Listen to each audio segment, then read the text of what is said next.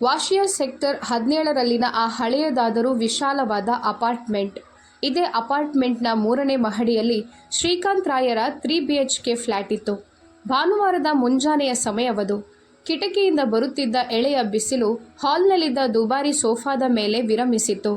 ಶ್ರೀಕಾಂತ್ ರಾಯರು ತಮ್ಮ ನೆಚ್ಚಿನ ಆರಾಮ ಕುರ್ಚಿಯಲ್ಲಿ ಕುಳಿತು ಪತ್ರಿಕೆಯ ಪುಟಗಳನ್ನು ತಿರುವಿ ಹಾಕುತ್ತಿದ್ದರು.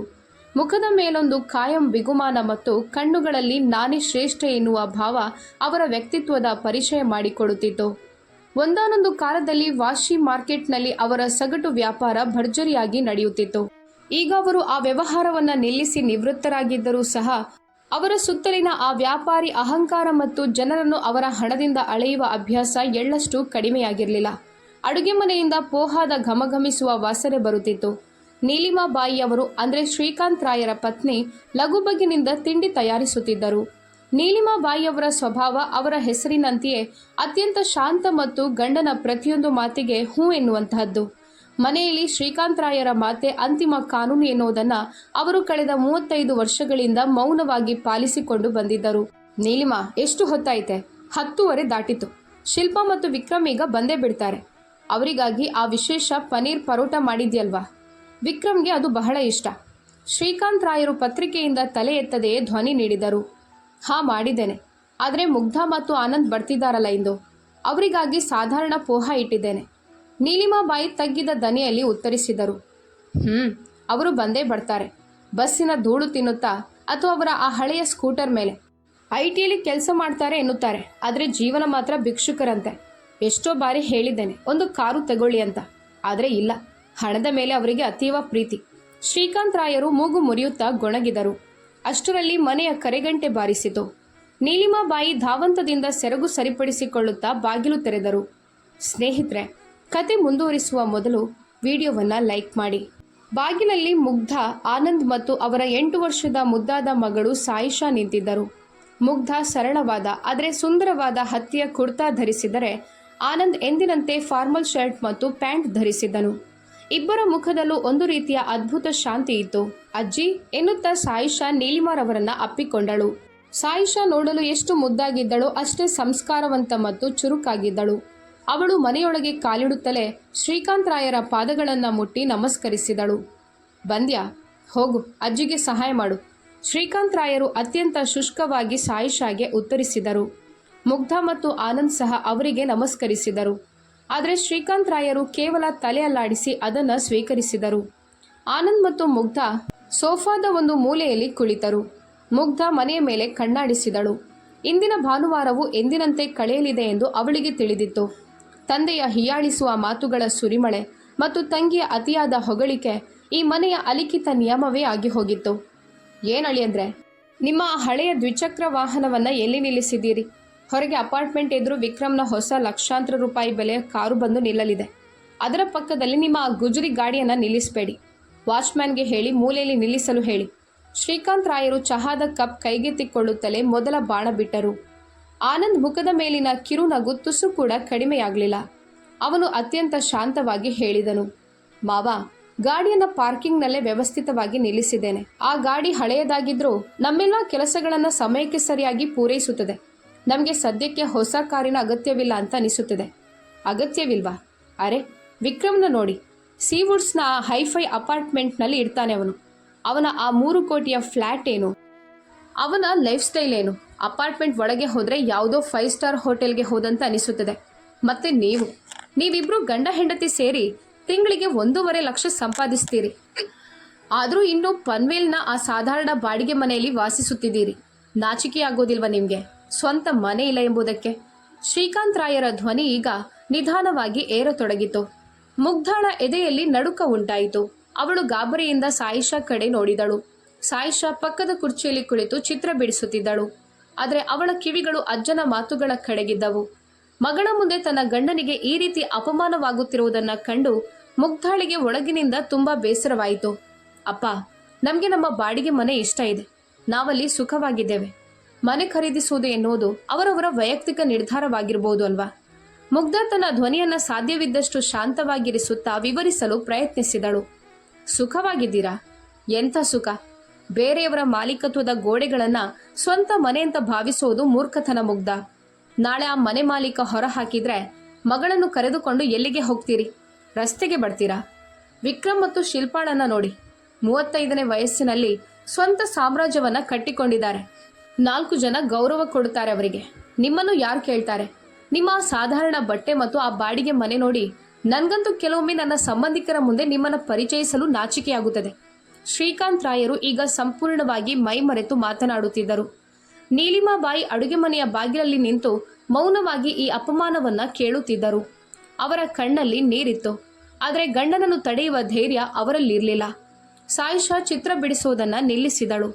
ಅವಳು ತನ್ನ ನಿಷ್ಕಲ್ಮಶ ಆದರೆ ತೀಕ್ಷ್ಣವಾದ ಕಣ್ಣುಗಳಿಂದ ಅಜ್ಜನನ್ನ ನೋಡುತ್ತಾ ಹೇಳಿದಳು, ಅಜ್ಜ, ನೀವು ಅಪ್ಪ ಅಮ್ಮನ ಮೇಲೆ ಯಾಕೆ ಕಿರುಚುತ್ತಿದ್ದೀರಿ? ನಮ್ಮ ಮನೆ ತುಂಬಾ ಚೆನ್ನಾಗಿದೆ. ಅಪ್ಪ ಅಲ್ಲಿ ನನಗಾಗಿ ಒಂದು ಸುಂದರವಾದ ತೋಟವನ್ನು ಮಾಡಿದ್ದಾರೆ. ನಾವೆಲ್ಲಿ ಪ್ರೀತಿಯಿಂದ ಇರುತ್ತೇವೆಯೋ ಅದೇ ನಮ್ಮ ನಿಜವಾದ ಅರಮನೆ ಅಂತ ಅಪ್ಪ ಹೇಳ್ತಾರೆ. ಸಾಯಿಷಾಳ ಈ ಮುಗ್ಧ ಮಾತಿಗೆ ಶ್ರೀಕಾಂತ್ ರಾಯರು ಗಹಗಹಿಸಿ ನಕ್ಕರು. ಅಯ್ಯೋ ಮಗಳೇ, ನಿನ್ನ ಅಪ್ಪ ನಿನ್ಗೆ ಬಡತನದಲ್ಲಿ ಬದುಕುವ ಪಾಠವನ್ನ ಈಗಿನಿಂದಲೇ ಕಲಿಸಿದಂತಿದೆ. ಪ್ರೀತಿಯಿಂದ ಮನೆ ನಡೆಯೋದಿಲ್ಲ, ಅದಕ್ಕೆ ಬ್ಯಾಂಕ್ ಬ್ಯಾಲೆನ್ಸ್ ಮತ್ತು ಸ್ಟೇಟಸ್ ಬೇಕು. ಸ್ಟೇಟಸ್ ಅದು ನಿನ್ನ ಈ ತಂದೆ ತಾಯಿಯ ಬಳಿ ಎಂದಿಗೂ ಇರಲಿಲ್ಲ ಮತ್ತು ಇರೋದೂ ಇಲ್ಲ. ಅಜ್ಜನ ಕಠೋರ ಮಾತುಗಳನ್ನ ಕೇಳಿ ಸಾಯಿಷಾಳ ಮುಖ ಸೊರಗಿತು. ಅವಳು ಅಳುವಿನ ಹಂತ ತಲುಪಿ ಮುಗ್ಧಾಳ ಹತ್ತಿರ ಬಂದು ಅವಳನ್ನ ಬಿಗಿಯಾಗಿ ಅಪ್ಪಿಕೊಂಡಳು. ತನ್ನ ಪುಟ್ಟ ಮಗಳ ಕಣ್ಣಿನ ಆ ಭಾವವನ್ನ ಕಂಡು ಮುಗ್ಧಾಳ ತಾಳ್ಮೆ ಮೀರುತ್ತಿತ್ತು. ಈಗಲೇ ಎದ್ದು ನಿಂತು ತಂದೆಗೆ ಎಲ್ಲಾ ಸತ್ಯವನ್ನ ತಿಳಿಸಿ ಬಿಡಬೇಕು ಮತ್ತು ಅವರ ಈ ಸುಳ್ಳು ಅಹಂಕಾರವನ್ನ ಶಾಶ್ವತವಾಗಿ ಮುರಿಯಬೇಕು ಎಂದು ಅವಳಿಗೆ ಅನಿಸಿತು. ಅವಳ ಕಣ್ಣಿನಲ್ಲಿ ಅಪಮಾನ ಮತ್ತು ಕೋಪದ ಕಣ್ಣೀರು ತುಂಬಿ ಬರುತ್ತಿತ್ತು. ಅವಳು ಏನನ್ನು ಹೇಳಲು ಬಾಯಿ ತೆರೆಯುತ್ತಿದ್ದಂತೆಯೇ ಆನಂದ್ ಅತ್ಯಂತ ಮೃದುವಾಗಿ ಮುಗ್ಧಾಳ ಕೈಯನ್ನು ತನ್ನ ಕೈಯೊಳಗೆ ಹಿಡಿದುಕೊಂಡನು. ಮುಗ್ಧ ಆನಂದ್ನ ಕಡೆ ನೋಡಿದಳು. ಆನಂದ್ನ ಕಣ್ಣುಗಳಲ್ಲಿ ಒಂದು ವಿಲಕ್ಷಣ ಶಾಂತಿ ಮತ್ತು ಆಳವಾದ ತಿಳುವಳಿಕೆ ಇತ್ತು. ಅವನು ಮುಗ್ಧಾಳ ಕೈಯನ್ನು ಹಗುರವಾಗಿ ಒತ್ತುತ್ತಾ ಕಣ್ಣಿನ ಸನ್ನೆ ಮೂಲಕವೇ ಸಮಾಧಾನಪಡಿಸಿದನು. ಶಾಂತವಾಗಿರು, ಸಮಯ ಬರಲಿ, ಈಗ ಏನು ಮಾತನಾಡಬೇಡ ಎಂಬಂತಿತ್ತು ಆ ಸನ್ನೆ. ಆನಂದ್ನ ಆ ಸ್ಪರ್ಶ ಮತ್ತು ಅವನ ಆ ಸಂಯಮ ಮುಗ್ಧಾಗೆ ಮುಲಾಮಿನಂತೆ ಭಾಸವಾಯಿತು. ಅವಳು ದೀರ್ಘವಾಗಿ ಉಸಿರು ಬಿಟ್ಟು ತನ್ನ ಕೋಪವನ್ನ ಹತ್ತಿಕ್ಕಿಕೊಂಡಳು. ಆನಂದ್ ಸಾಯಿಷಾಳನ್ನ ಹತ್ತಿರಕ್ಕೆ ಕರೆದುಕೊಂಡನು. ಅವಳ ತಲೆಯ ಮೇಲೆ ಪ್ರೀತಿಯಿಂದ ಕೈ ಸವರುತ್ತಾ ಹೇಳಿದನು, ಸಾಯಿಷಾ, ಅಜ್ಜ ದೊಡ್ಡವರು, ಅವರೇನೇ ಹೇಳಿದ್ರು ಅದು ನಮ್ಮ ಒಳ್ಳೆಯದಕ್ಕಾಗಿ ಹೇಳ್ತಾರೆ. ನೀನು ಹೋಗು, ಅಜ್ಜಿಗೆ ಪೋಹಾ ತರಲು ಹೇಳು ನೋಡೋಣ. ಸಾಯಿಷಾ ತಲೆ ಅಲ್ಲಾಡಿಸಿ ಅಡುಗೆ ಮನೆಯ ಕಡೆಗೆ ಓಡಿದಳು. ಶ್ರೀಕಾಂತ್ ರಾಯರಿಗೆ ತಾನು ಇವರಿಬ್ಬರನ್ನು ಶಾಶ್ವತವಾಗಿ ಸುಮ್ಮನಿರಿಸಿದೆ ಅಂತ ಅನಿಸಿತು. ಅವರು ವಿಜಯದ ಆವೇಶದಲ್ಲಿ ಮೀಸೆಯನ್ನ ತಿರುಗುತ್ತಾ ಸೋಫಾದ ಮೇಲೆ ಆರಾಮವಾಗಿ ಒರಗಿದರು. ಯಾವಾಗ್ಲಾದ್ರೂ ಶಿಲ್ಪಾಳಿಂದ ಏನನ್ನಾದ್ರೂ ಕಲಿಯಿರಿ. ಇತ್ತೀಚಿನ ದಿನಗಳಲ್ಲಿ ಜಗತ್ತಿನಲ್ಲಿ ಆಡಂಬರ ಮಾಡದಿದ್ರೆ ಜನ ಕಾಲ ಕೆಳಗೆ ಹಾಕಿ ತುಳಿಯುತ್ತಾರೆ. ನಿಮ್ಮ ಈ ಅತಿಶಾಣೆತನ ಮತ್ತು ಸರಳತೆ ಒಂದು ದಿನ ನಿಮಗೆ ತುಂಬಾ ದುಬಾರಿಯಾಗಲಿದೆ, ನೋಡ್ತಾ ಇರಿ ನೀವು ಎಂದು ಅವರು ಮತ್ತೆ ಗೊಣಗಿದರು. ಸರಿಯಾಗಿ ಅದೇ ಸಮಯದಲ್ಲಿ ಅಪಾರ್ಟ್ಮೆಂಟ್ ಕೆಳಗೆ ಒಂದು ದೊಡ್ಡ ಮತ್ತು ದುಬಾರಿ ಕಾರಿನ ಕರ್ಕಶ ಹಾರ್ನ್ ಸದ್ದು ಕೇಳಿಸಿತು. ಶ್ರೀಕಾಂತ್ ರಾಯರ ಕಿವಿಗಳು ತಕ್ಷಣ ನಿಮಿರಿದವು. ಅವರ ಮುಖ ಪ್ರಫುಲ್ಲವಾಯಿತು. ಬಂದ್ರು, ನನ್ನ ಶಿಲ್ಪಾ ಮತ್ತು ವಿಕ್ರಮ್ ಬಂದ್ರು ಅನ್ನಿಸುತ್ತದೆ. ನೀಲಿಮಾ, ಹೋಗು ಹೊರಗೆ ನೋಡು, ನಿನ್ನ ಮುದ್ದಿನ ಮಗಳು ಬಂದಿದ್ದಾಳೆ. ಶ್ರೀಕಾಂತ್ ರಾಯರು ಉತ್ಸಾಹದಿಂದ ಎದ್ದು ಬಾಲ್ಕನಿಯ ಕಡೆಗೆ ಓಡಿದರು. ಅಪಾರ್ಟ್ಮೆಂಟ್ ಕೆಳಗೆ ಕೇಳಿಸಿದ ಆ ಕರ್ಕಶ ಹಾರ್ನ್ನಿಂದ ಶ್ರೀಕಾಂತ್ ರಾಯರ ಮುಖದಲ್ಲಿ ಮೂಡಿದ ಆ ಆನಂದ ನೋಡುವಂತಿತ್ತು. ಕರೆಗಂಟೆ ಬಾರಿಸಿತು ಮತ್ತು ನೀಲಿಮಾಬಾಯಿ ಧಾವಂತದಿಂದ ಬಾಗಿಲು ತೆರೆದರು. ಬಾಗಿಲಲ್ಲಿ ಶಿಲ್ಪಾ ಮತ್ತು ವಿಕ್ರಮ್ ನಿಂತಿದ್ದರು. ಶಿಲ್ಪಾ ಮೈ ಮೇಲೆ ಅತ್ಯಂತ ದುಬಾರಿ ಡಿಸೈನರ್ ಸೀರೆಯನ್ನ ಉಟ್ಟಿದ್ದಳು. ಕೈಯಲ್ಲಿ ದೊಡ್ಡ ಬ್ರ್ಯಾಂಡೆಡ್ ಪರ್ಸ್ ಮತ್ತು ಕಣ್ಣಿಗೆ ಗಾಗಲ್ಸ್ ಇತ್ತು. ಅವಳ ಹಿಂದೆ ವಿಕ್ರಮ್ ಬಂದನು. ಅವನ ಕೈಯಲ್ಲಿ 2-3 ದೊಡ್ಡ ಸಿಹಿ ತಿಂಡಿ ಮತ್ತು ಡ್ರೈ ಫ್ರೂಟ್ಸ್ ಬಾಕ್ಸ್ಗಳಿದ್ದವು. ಆದರೆ ಯಾರಾದರೂ ಸೂಕ್ಷ್ಮವಾಗಿ ಗಮನಿಸಿದರೆ ವಿಕ್ರಮ್ ಮುಖದಲ್ಲಿ ಪ್ರಯಾಣದ ಆಯಾಸಕ್ಕಿಂತ ಹೆಚ್ಚಾಗಿ ಯಾವುದೋ ಒಂದು ಅದೃಶ್ಯ ಒತ್ತಡ ಎದ್ದು ಕಾಣುತ್ತಿತ್ತು. ಬನ್ನಿ ಬನ್ನಿ, ನನ್ನ ರಾಜ್ಕುಮಾರಿ ಬಂದ್ಲು. ಶ್ರೀಕಾಂತ್ ರಾಯರು ಉತ್ಸಾಹದಿಂದ ಮುಂದೆ ಬಂದು ಶಿಲ್ಪಾಳನ್ನ ಹತ್ತಿರಕ್ಕೆ ಕರೆದರು. ಹಲೋ ಡ್ಯಾಡ್, ಟ್ರಾಫಿಕ್ ಎಷ್ಟಿತ್ತು ಗೊತ್ತಾ? ನಾನು ಈ ವಿಕ್ರಮ್ಗೆ ಹೇಳಿದ್ದೆ, ಸೀವುಡ್ಸ್ನಿಂದ ವಾಶಿಗೆ ಬರಲು ನಮ್ಮ ದೊಡ್ಡ ಕಾರು ಬೇಡ, ಸಣ್ಣ ಕಾರನ್ನೇ ತರೋಣ ಅಂತ. ಆದರೆ ಇವರು ಕೇಳಬೇಕಲ್ಲ. ಶಿಲ್ಪ ನಗುತ್ತಾ ತನ್ನ ದೊಡ್ಡ ಕಾರಿನ ಮತ್ತು ರಾಜವೈಭೋಗದ ಉಲ್ಲೇಖವನ್ನ ಮೊದಲ ವಾಕ್ಯದಲ್ಲೇ ಮಾಡಿಬಿಟ್ಟಳು. ವಿಕ್ರಮ್ ಸೋಫಾದ ಮೇಲೆ ಮೈ ಚೆಲ್ಲಿದನು. ನಮಸ್ಕಾರ ಅಂಕಲ್ ಎಂದು ಮೇಲಿಂದ ಮೇಲೆ ನಗುತ್ತಾ ಹೇಳಿದನು. ಆದರೆ ಕುಳಿತಲ್ಲಿ ಅವನು ಪದೇ ಪದೇ ತನ್ನ ಫೋನ್ ಚೆಕ್ ಮಾಡುತ್ತಿದ್ದನು. ಫೋನ್ನಲ್ಲಿ ಬಂದ ಒಂದು ನೋಟಿಫಿಕೇಶನ್ ನೋಡಿ ಅವನ ಹಣೆಯ ಮೇಲಿನ ಸುಕ್ಕುಗಳು ಇನ್ನಷ್ಟು ಗಾಢವಾದವು. ಅವನು ಕಿರಿಕಿರಿಗೊಳ್ಳುತ್ತಾ ಫೋನನ್ನು ಜೇಬಿಗೆ ತುರುಕಿದನು. ಮುಗ್ಧ ಮತ್ತು ಆನಂದ್ ಇವೆಲ್ಲವನ್ನು ಅತ್ಯಂತ ಅಲಿಪ್ತವಾಗಿ ನೋಡುತ್ತಿದ್ದರು. ಆನಂದ್ಗೆ ವಿಕ್ರಮ್ ಮುಖದ ಮೇಲಿನ ಆ ಒತ್ತಡ ತಕ್ಷಣವೇ ಅರಿವಾಯಿತು. ಶಿಲ್ಪಾಳ ಈ ಹೊಳೆಯುವ ಪ್ರದರ್ಶನ ಮತ್ತು ವಿಕ್ರಮ್ನ ಕಿರಿಕಿರಿಯ ಹಿಂದೆ ಯಾವುದೋ ದೊಡ್ಡ ವಿಷಯ ಅಡಗಿದೆ ಎಂಬುದು ಆನಂದ್ನ ತೀಕ್ಷ್ಣ ದೃಷ್ಟಿಯಿಂದ ತಪ್ಪಿಸಿಕೊಳ್ಳಲಿಲ್ಲ. ಆದರೆ ಅವನು ಏನನ್ನೂ ಮಾತನಾಡಲಿಲ್ಲ. ಶ್ರೀಕಾಂತ್ ರಾಯರು ಮತ್ತೊಮ್ಮೆ ತಮ್ಮ ಹಳೆಯ ಕ್ಯಾಸೆಟ್ ಶುರು ಮಾಡಿದರು. ನೋಡು ಮುಗ್ಧ, ತಂಗಿಯನ್ನ ನೋಡಿ ಏನಾದರೂ ಕಲಿ. ನನ್ನ ಅಳಿಯನ ಗತ್ತು ನೋಡು. ಮತ್ತೆ ನೀವು ಆ ಗುಜರಿ ಗಾಡಿಯಲ್ಲಿ ಧೂಳು ತಿನ್ನುತ್ತಾ ಬಂದಿದ್ದೀರಲ್ಲ. ಅರೆ, ಜೀವನ ಸಿಗುವುದು ಒಮ್ಮೆ. ಹೀಗೆ ಬಡವರಂತೆ ಬದುಕೋದ್ರಲ್ಲಿ ಏನರ್ಥವಿದೆ? ಮುಗ್ಧ ಶಾಂತವಾಗಿಯೇ ಇದ್ದಳು.